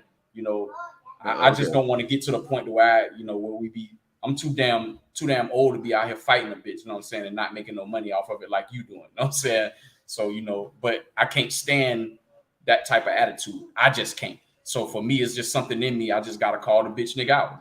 You know what I'm saying? They don't like it sometimes. You know what I mean? So, but I don't give a fuck. Marquise, I see you in here. 34 days away. Yeah, that's October. Yeah, so you'll be here in October. Yeah, just holler at me when you get here, brother. You know what I'm saying? I'll see you then. Big J's Escape says no tax on the land once you paid. That's it in the DR. Yeah, I told you Big J got some land down there in Bravaro, I think, down there near La Ramona. Going towards Punta Cana side of the country, man. So much land down there. It's just barren. It's just beautiful, tropical. So if you get something in the neighborhood where it's starting to be built, that's And I've been down there so much in the DR, know the culture, know what's going on. That's probably where I'm gonna be at. I'm gonna build me 2-3 houses for under 150,000 to go down there and build them myself. Straight up. So DR is your final destination, because I see Global Paper being here be on that Brazil hard. You know what I mean? Every chat I done seen him in, Brazil or die, models and bottles versus King, threesome King, models and bottles for life. He always got that. So it's got to be something up to this Brazil. I ain't never been down there. Have you? No, I haven't been to Brazil yet, but I could just tell you this, man. DR got like every nationality there. It's even crazy. Brazilians?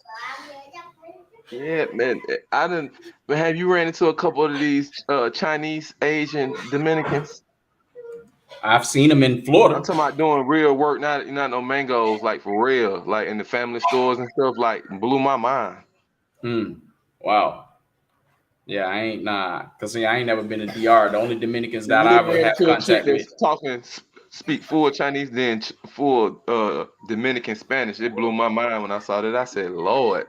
Oh, I know that's a sexy sound right there. Yeah, man. I was like, what? I was blown. Then they were like, yeah, that's the Chinese store. Then I started seeing how Japan sent all those cars that there was taxes in Japan and China that end up in DR. They got some type of government deal where it's like a million Hyundais that was they orange. They was taxes in China somewhere or Japan, and so they got, and that's the one thing I don't like about DR. Some of the products are low quality because of that deal they got with China, and China send like the low grade plastic. Like everything is like a step down from the U.S. stuff that comes from China. The housing too. I don't like that part. That's the part I don't like on the commerce side of things. The quality, like it really got people like, yeah, we get stuff from back home for real. Cause I'm like, man, like, let me give you an example. Simple as the Beijing. Like if you're gonna dye your beard, like I go to the top barbershops. That's one of them complaints I do have about. I can go to the top barbershop. I don't care where it's in the Dominican Republic. Man, I tell them the Beijing, they go right to the beauty supply store, get the Beijing box and everything. But coming from China, they done cut the quality in half. So they put it on, it lasts a day and a half. I'm like, man, what's going on? Wow. Like, so that means China is about quantity over quality. Exactly. That's the only thing I don't like. The products that come from China that's in DR are just whoa.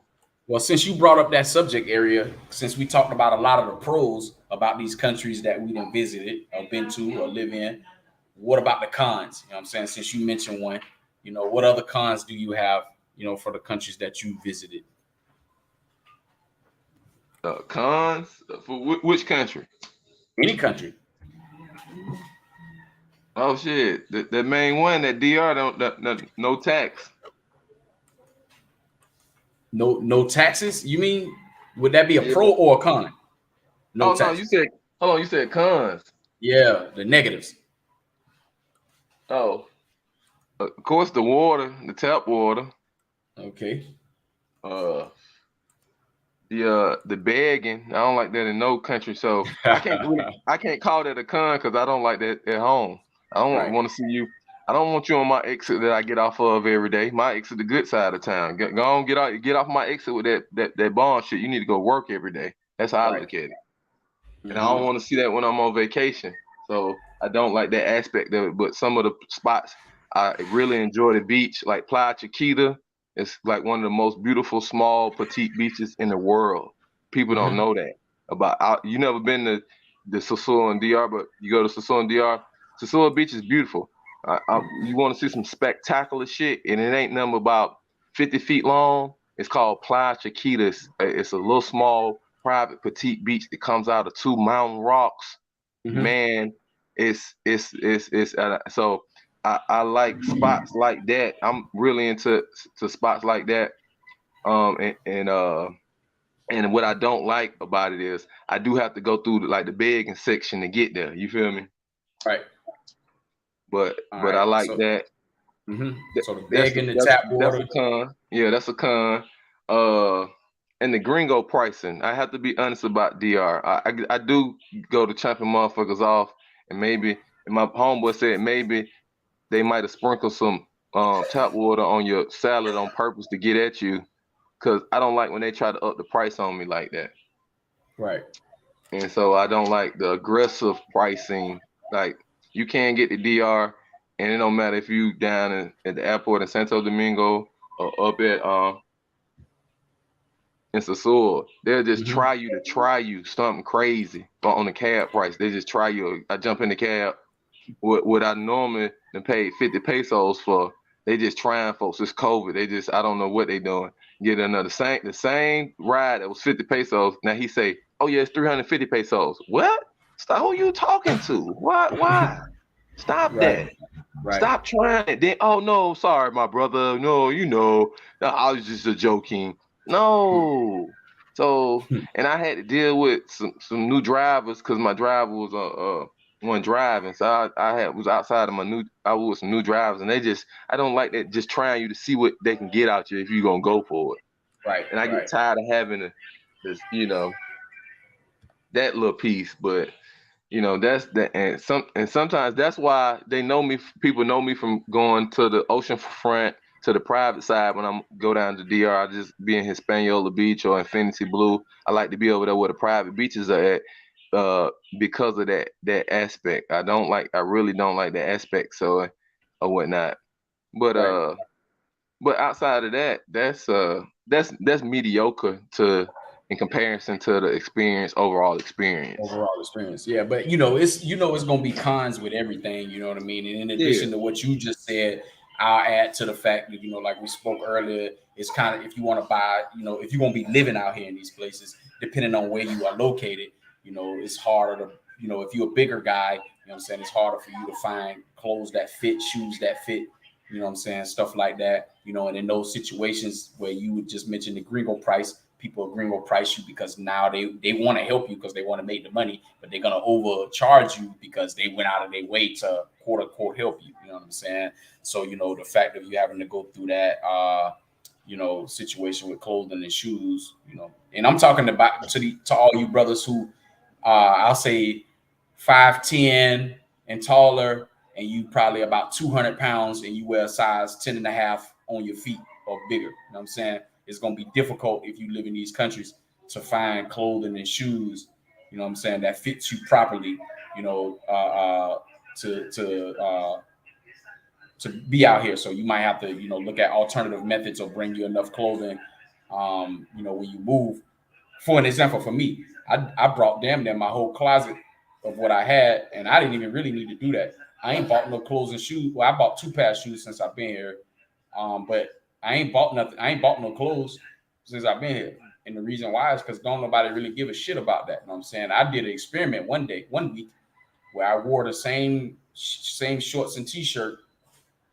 for fucking 6 days straight. You know what I'm saying? I changed my underwears and my socks, obviously, because you got to take a shower. But Hey, what kind of experiment this is, brother? Hold on. Because I wanted. Whoa, Yeah. whoa, hold on, bro. You, hold on, man. You Up. coming out with these stories, bro. Hold on. We got to get ready for this. We not prepared for that. You know what I'm saying?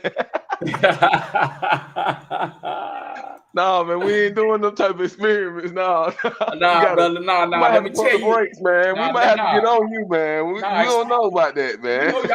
Y'all can get on me. You know what I'm saying? Hey, man, you giving these folks all kind of fuel to come at you, man. It's gonna be all kind of stuff. Oh yeah, this is the crypto guy that don't bathe for 6 days. No. That's what I said, with the exception of my underwear and socks. You know what I'm saying? Because you gotta change. You gotta take a bath now. You know, especially in Cartagena. Hold on, what inspires you to do this experiment? because I was walking around, and I was thinking to myself, you know what? In America, if I wore the same clothes 2 times in a row or 2 days in a row, they gonna be ragging on me. They gonna do this or they gonna do that or say this or say that. Hello, trying to blend in now and then. You goddamn right. You know what I'm saying? And I'm like, well, you know what? Let me just. Well, hold on. I don't want to be in the area then. I'm a little bougie then. That's not gonna be the area I'm gonna stay in, because I can't be dusty and blend in. I'm sorry. Nah, it ain't about that, bro. You know what I'm saying? I'm just saying. I just wanted to see if anybody was gonna say something to me about it, man. Well, I'm saying something to you. Don't do that experiment. Don't have the type of inkling to want to do an experiment like that. You shouldn't even want that. Don't. That's something you don't want. You know what I'm saying? Hey, what Slick Rick say? The man that don't know the meaning of water or soap. 6 days, man. You done rocked the whole shopping community with that, man. You went 6 days in. Don't tell us what city you in, man. Don't do that, man. They say y'all some fucking fuel for the fire, huh? They say you was light skinned, but really you dark skinned. Now they say you been out there in that desk so long that you turned Colombian coffee bean black. Oh my gosh, man. Yeah. Hey, man, did you have your girl to do this experiment with you too, man? Don't do that. Don't do that. She didn't do that shit. This was just something that I did, you know what I mean? Because I was y'all running 30-day experiments and 60-day experience. Hold on, you did say you was down there 95 days straight in COVID. Did this experiment happen during that time? It happened during that time. It happened during that time. You know what I'm saying? I'm talking about 6 days straight. I wore the same thing except for drawers and socks. But you took a shower and shit, right? Yeah, that's what I'm saying. I took a shower. I just wore the same over the clothes that you would see me in outside. That's what I did. So it was just a t-shirt and some shorts. You know what I'm saying? I just wore that shit every day. I woke up, took a shower, put that shit on. Yeah, we're gonna have to keep it on. We're gonna have to keep the conversation on the crypto, man. Tell us about the bank accounts or something, bro. Well, I tell you what, you know what I'm saying? Tonight, it was in Cartagena. Boy, I tell you, that's what I'm telling you. You gotta take a shower in Cartagena. You ain't got no fucking choice. You know what I'm saying? But you were sweating in the clothes though. Yeah, but hey, man, ain't nobody complaining. Hold on. You telling me Cartagena is 110 degrees. You wore the same shirt and shorts for 6 days. I did, and you bro. call this an experiment. I did, bro. Yeah. Yeah, there was a whole lot of mildew on that situation, bro. Man, but Cartagena is a nasty city after about 3 hours. So you was 6 days. So hold on, we talking about you did a whole work week plus an extra day. You did OT, a work week with OT. So you did over 40 hours. You did 48 hours. No, this was from sun up to sundown. So you getting that you really just you was really like fuck it. We just having fun, man. We ain't getting that. Yeah, I know, bro. I ain't getting mad. You know what I'm saying? No, this is real talk. He said this himself. He said, I was in Cartagena. This is 110 degrees during COVID. This man wore the same outfit for 6 days. I'm really thinking in my head, what type of experiment was he trying to get to? I don't understand. Because the people here, They don't give a shit about no fashion. They ain't talking about no Balenciaga, no fucking But it's a Coach, and none of smell that to that. bullshit. I'm not talking about. It's a smell to that, brother. It's a see. It's more. So you looking at that thing one dimensional. I'm not a one dimensional thinker. I'm going back like, hold on, bro. I'm being for real. You probably couldn't sit next to me at a bar or anything like that. Nah, because Like, I wasn't funky. You know what I'm saying? You wasn't. well, how not? How not? Dude, hey, yo, How he that not? dude on the train. He's sitting next to you. You gotta move, goddamn. Cartagena is dusty as hell. That wind be blowing. Yeah. We talking about 6 days of sweat. What the fuck? Yeah, well, no, I'm in the air conditioning too. You know what I'm saying? Shit dried up. Hey, listen, I'm not fretting on none of that because I did it. You said it dried up and you was in the beach water with it? Man, there was seaweed growing in those shirts, man. Man, that seaweed, you was down on that ocean water. When you put it out on the balcony to dry, all that ocean sand water be hitting it. Hey, Man, I know it's seaweed. some dudes sitting here right It's now. all kind of algae in that ocean water. You down on Hollywood Beach in the ocean water, all kind of algae, 6 days. Man, all kind of bacteria. That was dangerous, man. That was very dangerous of you to do that to yourself. Carlos ain't going off on nobody yet. No, that's being real. That could have been mildew. You could have got algae growing. You could have had an algae allergic reaction to that. People have allergic reactions from your swimming trunks if you let that beach water stand there. The algae is starting to grow. I've seen it for real. You can't be in a tropical setting and wear clothes back to back like that and sweat in them because it's all type of that salt water. It's different. Hey, Bobby Bacteria says that was a science experiment. Yeah, that shit was real dangerous. Bacteria. We talking about 6 days of sweaty clothes and that sun in Colombia and that sun in Cartagena. No. You got to understand. Because I played college football, you know what I'm saying? And I played arena ball. That's gonna change our minds. 6 days is that's dangerous. Dry fit clothing. You know what I'm saying? Like I got on the dry fit. The technology is not that good in that dry fit stuff. I'm sure it was a layer of algae from that salt water in those clothes, brother. I'm sure. I'm sure that shit could have broke your whole skin out, bro. You could have had a algae allergic reaction to that. That algae, that shit dangerous growing like that. You see what it do to them sea turtles? Nah, it's all good. You know what I'm saying? I ain't do that shit since that was in 2020 when I was here. I ain't do that shit, because ain't no purpose for me to do it now. You know what I mean? Because I was just doing it just to see if somebody was gonna say something to me, if they was gonna laugh and all that type of shit like that, to see the mentality of the people here. That's what I was checking. You know what I'm saying? Okay. Important the values of the people here. This is what so I'm basically what you're telling us is you can kind of be 6 day musty around the Colombian women and it'll be all right. As long as you clean your balls and wipe under your arms. You know what I'm saying? Clean your balls and wipe on your arms. Because I was still getting some ass while, you know what I'm saying, during the experiment. So it's all good. It wasn't a big deal. So doing that, the algae, we're gonna call this the great algae experiment in Cartagena. This going down in history. It was a great experiment of algae. So he took 6 days of sweaty clothes in Cartagena, still got top-notch women. The 6 day and he challenge. didn't get an allergic skin reaction to this shit. And he smelled good. The Cartagena challenge. Do that shit, you know what I'm saying? Nah, but most dudes do be wearing the same t-shirt and shorts when they on these damn trips, you know what I'm saying? On at least a couple days. You can't lie about that.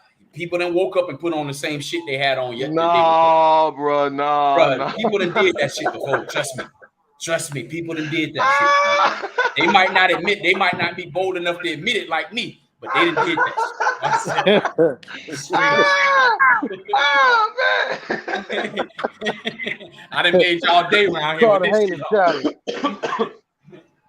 I'm sorry, bro. You can't tell me. You can't be on the panel with me and say you didn't change clothes for 6 days. I'm sorry.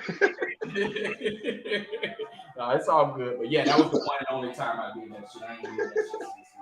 Now we're compared to say that your credibility, we think you might have, but we're doing that in your college days. And definitely in high school, we could see that you was the type of high schooler your mama done really had to fuss at you about getting in the shower. We already know. Hell Nah, bro, because you can't do that shit living in Florida. You can't do that living in Florida, dog. Nah, I said I ain't having problems. Like I said, it was a genuine experiment. I was really testing, and it was all about just testing the culture to see what these people mind frame is about with that. You know what I mean? Hey, what nickname did your boys have for you in high school? Just tell us. What was your real true nickname in high school that they had? And that'll tell the whole story. Los. What was your real nickname in high school? Los. You know what I'm saying? Nah, Los what though? They used to call you Little Stank or something like that. Hell Just tell us the real. Nah, you crazy. You never had no shit like that going on with me. You crazy. None of that shit. You know what I'm saying? None of that shit. They gonna be like, he the crypto traveler that don't bathe for 6 days. I promise you. Cynthia G them, they about to eat you alive with this shit, man. They gonna be like, his money is funky though. The bag, he got the bag, but it's funky though. I know what you used to. They're gonna say, hope you get a leather bag so you can wipe it down. But if it's a cotton bag, you used to rag on dudes in school. I see that right now. You know, that's what your shit was. Yeah. I was thinking about being in Cartagena. I just thinking about just in Sasua, like the clothes, the for real. Like when I get in the water and I swim every day. So if I put on the same swimming trunks, that algae and that seaweed will really grow on your clothes, and then you put that on your skin. That ain't good for real. You'll be like, you think you got sunburn, but it's algae growing on your back because you got on the same shirt for 6 days. That shit literally algae grow on your hair.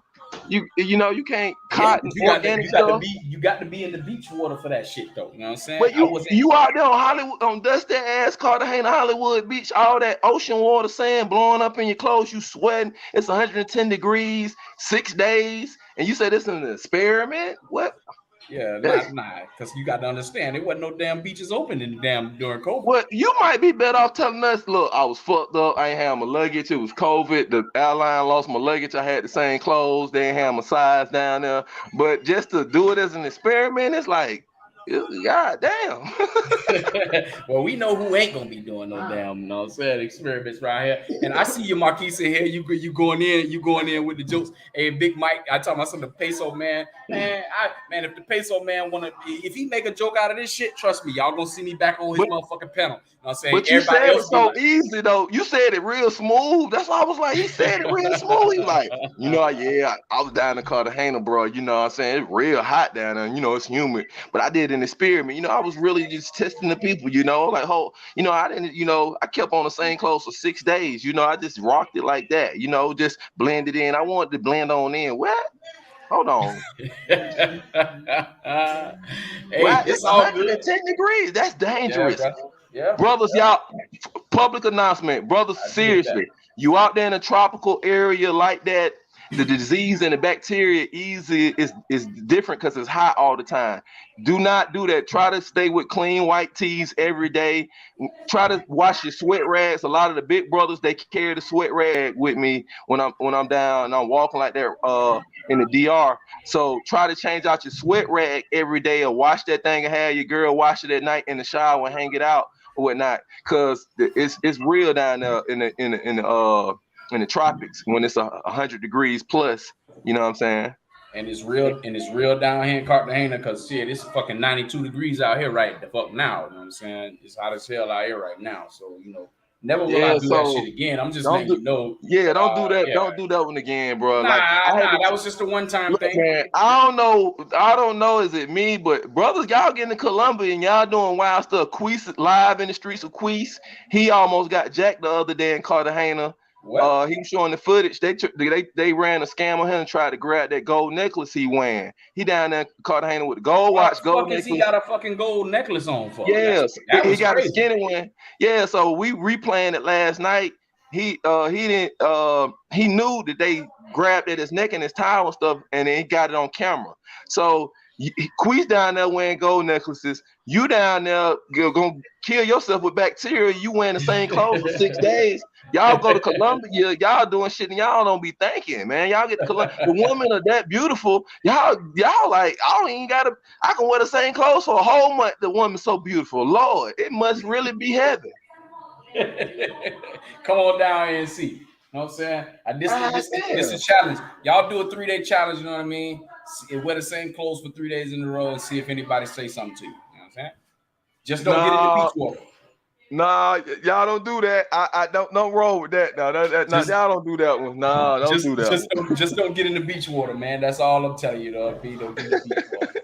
I mean, and take a shower, change your underwear, change your socks, but throw on the same. You can throw on the same shorts and t-shirt, especially if it's a dry fit shirt and shorts, man. Hey, look at that last comment in the chat. What's this guy named Steven? Look what this guy said, man. That's why this was a health concern for you, brother. I'm not really roasting. I'm being on a real health concern. I don't want brothers to get fucked up on no bacteria, algae infection on the back of their neck and shoulders, and they can't even see that they breaking out on the back on their back. They just think they back itching. Then they look at it day 4 and they shit damn near raw because they got algae growing in the t-shirt that they swim in walking around Cartagena.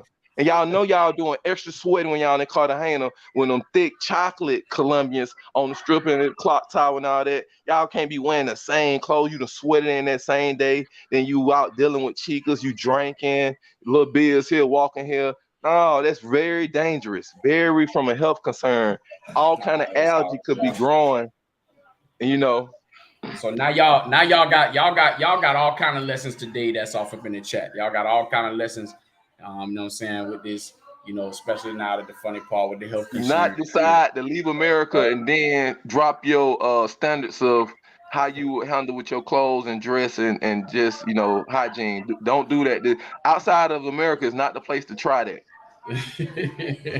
Well, in America definitely ain't the place, you know what I'm saying? So, basically what he telling you is just don't do it, you know what I mean? But that's just what I did. It's all good. Ain't no what do you call Tony Smith asked you a question. Look at that last one in the chat. Tony Smith, women that pretty, you lose. I ain't lost my mind, goddamn. You know what I'm saying? I was well in my mind, within my mind, when I made that decision. You sure, brother? Hold on. I do have to analyze this way, though. I'm not roasting. I'm being straight up. That could have been your way of being affected by the whole COVID lockdown and stuff. That was your way. Because a lot of people, dealt with COVID a lot differently. You know what I'm saying? That could have been your way of dealing with COVID. You just like, I ain't gonna do the, I'm just gonna let that go. I'm gonna do this, for 6 days. That could have been your way of dealing with COVID. A lot of people, COVID had us locked down. It affected us psychologically. A lot of people gain weight, depressed, different things. So that could have been your way of dealing with COVID. So I'm not roasting you on that, on the real. Word. Well, it's all good. You know what I mean? Like I said, I had my reason for doing it. You know what I mean? That was the one time.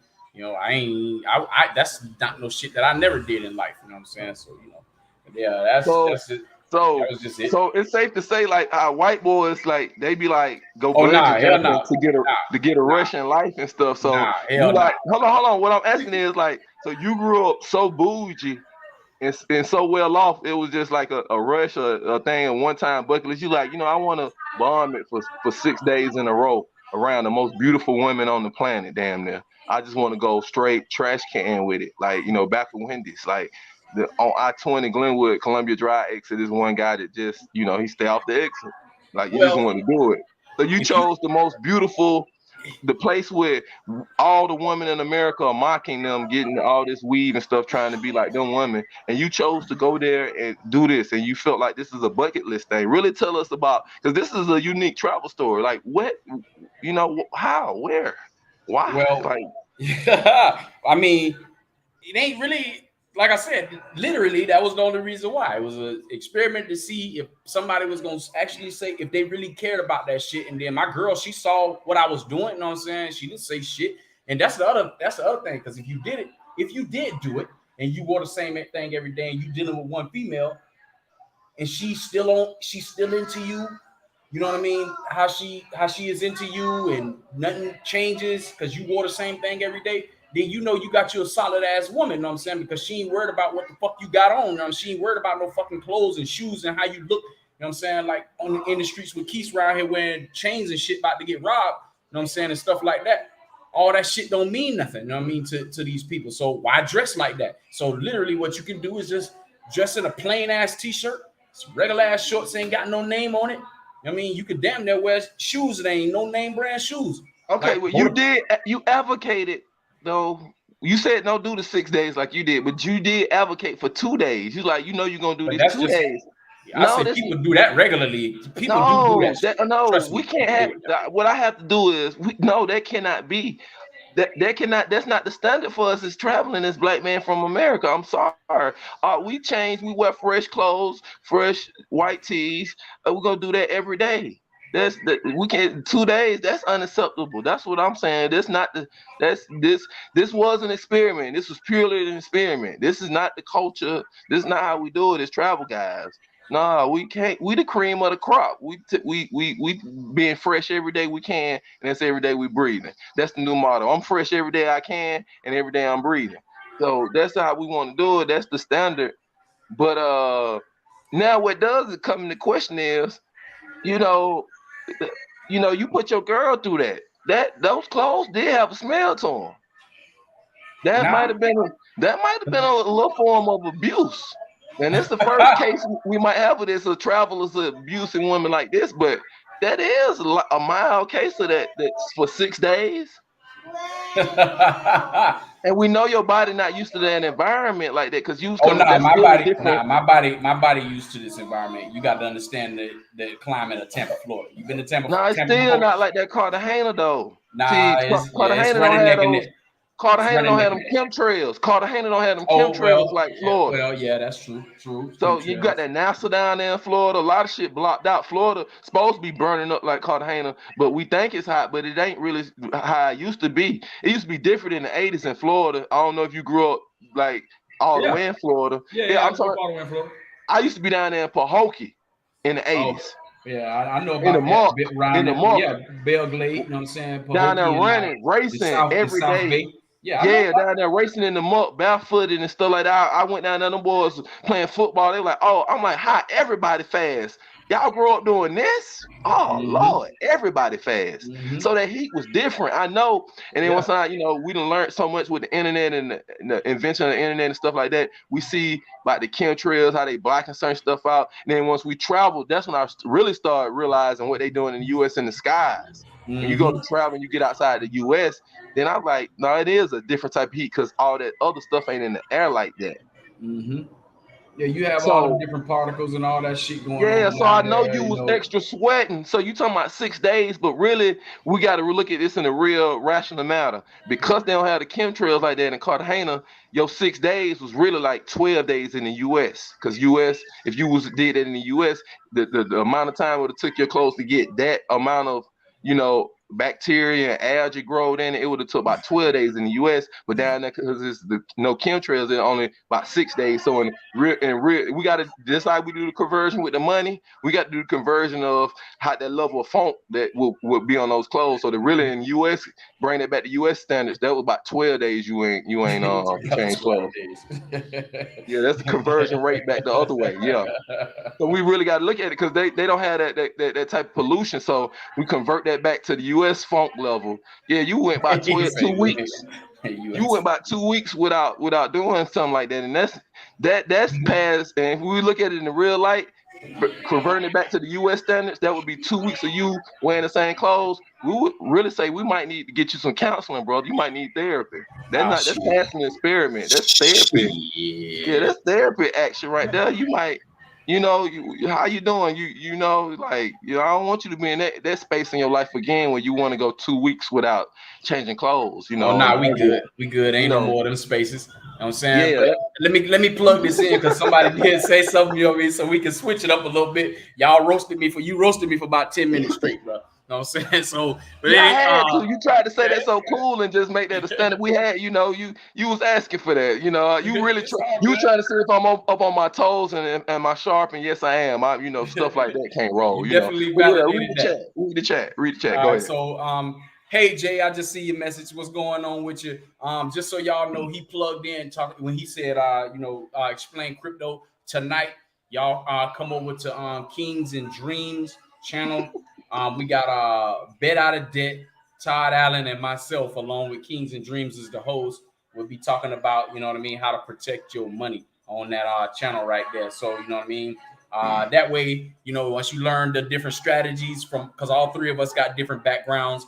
Once you learn the different strategies about how to protect your money, then you could take a portion of your profits or however you get your income, you know what I'm saying, and buy you 14 days worth of clothes so you don't have to wear one for 6 days in a row. You know what I'm saying? And we'll do it like that. So Kings and Dreams tonight, you know what I'm saying? Protect your money is the topic at 9 o'clock Eastern. Hey, look at this comment on the page. Craig Pate. That car, it's 92 degrees out this bitch right now. You know what I'm saying? It's hot as fucking here. It's hot right outside right now. You know what I mean? He said my mother lives in Pahokee and I live on Rainbow Drive in Keller Road, Decatur. Laughing my ass off. Yeah. Oh, yeah, he at Rainbow and Keller. He right up the street. I'm right up the street from Rainbow and Keller right now. Okay. Yeah, my ex-wife from Belglade, so I used to be there every one holiday or whatever. You know how the football players come up out of there. You know, a lot of folks don't realize that that's a factory and they come all the way from slavery, from working them sugarcane fields from slavery. Yeah, people don't know about them chasing that's what that's what picking up watermelon. Yeah, why you got me on the goddamn screen by myself, man? Because you ain't showered in Cartagena for six days, bro. That's news in the trapper community. We didn't know that you were doing it like that. No, I didn't say shower. I showered, goddammit. You know what I'm saying? Ain't no fucking way I ain't taking no shower. That's for U.S. standards, that was, like I said, that was a 12-day journey, bro. And that would have been past experiment at home. Your family would have been like, hold on, this makes sense now. I'm not roasting, but this makes sense. You remember earlier you said your mama then was praying for you? Now I see why. There you go. There it is. I'm being real. Hold on. I'm turning on my camera. I'm being real. Now I can see your mama them like, he ain't bathing. They seeing pictures of you online. You got the same clothes on for 6 days. They like, my baby down there lost it. And now I can see why your mama them might have been praying and you probably was taking it out of context. But they looking like you down there with a beautiful woman. Why you ain't changing clothes in the whole, see, that's like 12 days to them. See, that's what I'm telling you. So you saying that your mama them was praying for you. Now I can see why now. I'm being real. I'm dead ass for real. If you was my cousin and they be like, hold on, and your mom was my auntie, and she called and said, yeah, he down there, he got on the same clothes, we see him on Facebook, and you know the family looking at you because you down there in a whole nother country, so your whole family online looking at your Facebook and social media. I would be like, hold on, why he not changing clothes? Why? Like, y'all for real? And then if they went online and showed me that you got on the same clothes from a Sunday to Sunday, I think maybe if they done robbed him, maybe if somebody extort him, maybe something going on, maybe they done drugged him. For real. Your family could have really been thinking that, because you notice how I stopped drugs. Like, hold on, bro, an experiment. Brothers usually go out of the country. They fresh. They doing their thing. So I'm being real. Your family could have been thinking you could have been drugged. I know about that drug in Colombia. It make you say yes to everything, and it could have been some shit like that. So don't take that out of context, because that's why I did stop you. Like, 6 days is a long time to keep wearing the same shit. I'm sorry. Real talk. I mean, you know what I'm saying. In the way you. So I guess I can't do my experiment then. Because I was going to try to do a experiment with homeless people here in Atlanta. I don't need to get roasted. Well, hold on. That's different from you going to Cartagena. Cartagena is everybody's bucket list spot for their life. You know how many millions of brothers right now, because of this whole YouTube and Travel Bros thing, even the PUAs talking about us and all that. This is big right now. Millions of people are looking at the travel community. So this is Cartagena's bucket list type shit for brothers. I know we do it every other day. It's nothing to us because we live in that life. But the other brothers, we live in the life that they dream about. So they can hear like, hold on, he went to my dream place and he ain't shot. He wore the same outfit for 12 US days in conversion rates. I think he's trolling us, man. He was just trolling us. It was more like 2 or 3 days. No, he said it 6 days. Man, and you even thinking, Rich, you like, nah, that's a lot of sweat, bro. I know that's walking around, and you know how them blocks feel down there. You know how that Cartagena heat, you got to go get out of it. Type of hot, bro. Yeah, and 6 days, and how that shit smell, and what you hauling the shirt up. How did you feel going each morning going to get that shirt and putting it back on. I know it smelled the same way when it went over your head. Hey, Los, I know you was Give us taking the those bottom of that shirt experiences. and wiping the sweat up the top of Hell your nah. head. Like, nah. And See, then, hold like, on. after Let me 3 turn my days, camera that on. shirt had that certain. Let me turn my camera on so y'all can see what time it is. Yeah, what time man. it really is, We you know got to what I'm check saying? on you, brother. We got to check on you. Yoga, he was like We this. got to check on this brother, man. He might be down Nah, there. bro. Y'all see how We my gotta check shirt on look? you. You see how my shirt man. look? Hey, you need You to see, check in hold on. every day You see and show us what's what type of around my clothes neck you got right now? on. You see what's around my neck? Mr. I Steve! always have one of these when I'm in Cartagena. Always. You need Because to get you on see what live every day, once a and day. then- we need to make and sure your then not mental only health that, is right. like I really do be wearing dry fit shit. You know what I'm saying? I ain't. Hold And first of all, hold on. Just We so know you y'all think know, you can wear dry fit stuff 2-3 days in a row. You need to invest in yourself on Amazon. Go ahead and order from the US. You buy 17 dry fit shirts. You need to change dry fit shirts every day, not your top t-shirt. That's basically my wardrobe. You know what I'm saying? Because I know when I'm in So Cartagena, that's what I have. we gotta dry look fit out shit. for you. We gotta look out for you every day. You need to check in on live. We need to make sure Look at that your mental health is right and you're not wearing the same clothes. Now we got to make sure for real. And doubt. you got to change out your dry fit shirts every day. Dry fits is not no 2-day thing and all that. You need to change your workout clothes, fellas, every day you work out. That shit need to go in the washer. You put your girl to work. That's what you need to do. You need to put your that's automatic. You need to put your girl to work. That shit. She need to wash your dry fit shit every day. Every other day, it need to be a load of dry fit because we see you love that dry fit shit. You one of them type brothers. You one of them type brothers even sleeping your dry fit shit. We got it. Fuck that. You love the workout shit. Your girl gotta wash that shit every other day, bro. Sleep naked in Cartagena, dog. You know what I'm saying? Because I got the fuck every day. You know what I'm saying? Nah, man, you done went 6 days, bro. Yeah, you been places that I never been in my life, bro. You right. You done been to places I never go in my life. That's some strong shit. You know what I'm saying? But just so y'all know, you know what I'm saying, we changing this topic, but just for y'all who came into the chat, you know what I mean? The roast is just about, you know, me telling them a little small story that I did of an experiment I did in COVID in 2020. So we talking about 2 years ago. This is not nothing recent. You know what I'm saying? And that's why y'all don't see me around here, you know what I mean, getting all bent out of shape and mad and just laughing along with the program.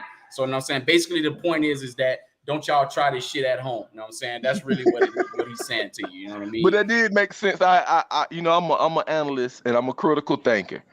And that makes sense. So don't be too hard on your family. They probably saw some of that type stuff and then realized what you was doing. My family ain't see nothing. You know what I'm saying? Because I was during that time I wasn't on social media. Hey, look, you never know. Your girl could have been like, girl could have been like thinking what's wrong with you, and she could have been texting your family something like, hey, you know, he hadn't changed clothes in a couple of days. You never know how you don't do that again because you don't want your girl family to think that you'll do that to y'all kids or something. You don't want to never have the kids wearing clothes 6 days in a row, nothing like that. Don't do that with the kids either. I think it's right of me as a man to say that to you as a brother.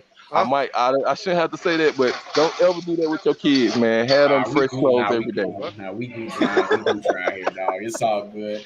But anyhow, hey man, I know, bro. I ain't take none of it personal, none of it. You know what I'm saying?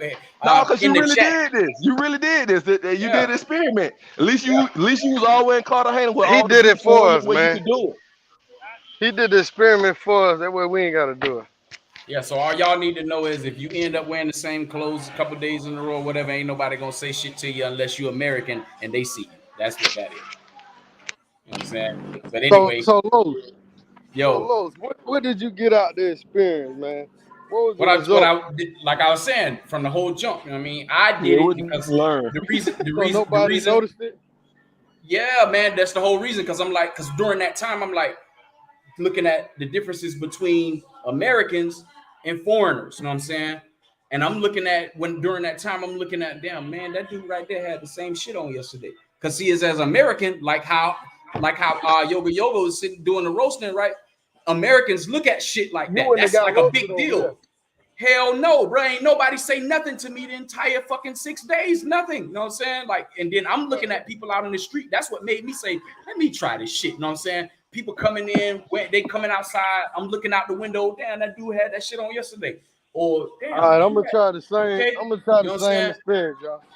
Yeah, so I'm trying to that's all it spin. was about. So I said, well, let me do it and see if they say something to me. I'm the American around here. You know what I'm saying? Because I know in America, if I did it, what the fuck is gonna happen? Well, hell, y'all just seen 10 minutes worth of the shit. You know what I'm saying? I'm gonna So, try. you know what I mean? I'm gonna try the same spin. I'm gonna have the same clothes on, but they're gonna be. Hey, they gonna be different shirts though. They gonna look the same. So you know what I'm saying? But yeah, man, you know, that was the whole point of it. But like I said, I ain't that fucking nasty. You know what I'm saying? And shit. I changed my drawers and I changed my socks and I took showers all 6 of them fucking days. You know what I'm saying? So it wasn't no I'm just finna just thug it out and just be a dirty, stinking, funky ass nigga walking around. Hey, no, nah, dog. Hey, Because I you said don't this. even want to You smell told us myself. this. You said this. Now, nobody didn't make this up. But Of course not. But anyhow, you know what I'm saying? But yeah, man, what's up? Man, what's up with these questions in the chat, man? You know what I mean? We in here bullshit. yeah, I want to know this. Richard Rich didn't work so much. He didn't work to where he didn't made it to break time. I ain't know You he didn't- didn't think he you was didn't- gonna get you on done this live and be on this You bitch told for us 3-4 something we hours. couldn't believe. You told us something we couldn't believe. Hey, Then my you battery stood about on. to go dead, man. Hey, I'm about to You end better this, man. not. Oh, okay. Yeah. All right, then. Well, hey, man. Well, shit. I'll say I'll this be up again. in the morning with my next morning rant. So I'll No holler at doubt. y'all in the morning. All right, man. I'll see y'all on Kings and Dreams later, man. All Hey, right, Kings and Dreams. yoga, man. Get at me, man. Know what I'm saying? You got my number. Just get at me, dog. We can talk that business later. Yeah, hey, man, change out them dry We're fits gonna, now. we're gonna start a GoFundMe for Los, y'all. Nah, get some clothes in Columbia. Yeah, do that. He talking about some they Well, don't got everything he said added up to the story. He's like, yeah, my mom was praying for me. Then he said, they don't got our size down here. They don't got our clothes size. He gave all the excuses. He gave all the excuses in here. Everything he said, I'm thinking about the show. Everything he said, it add up to, yeah, he do this all the time. They don't have his size. Yeah.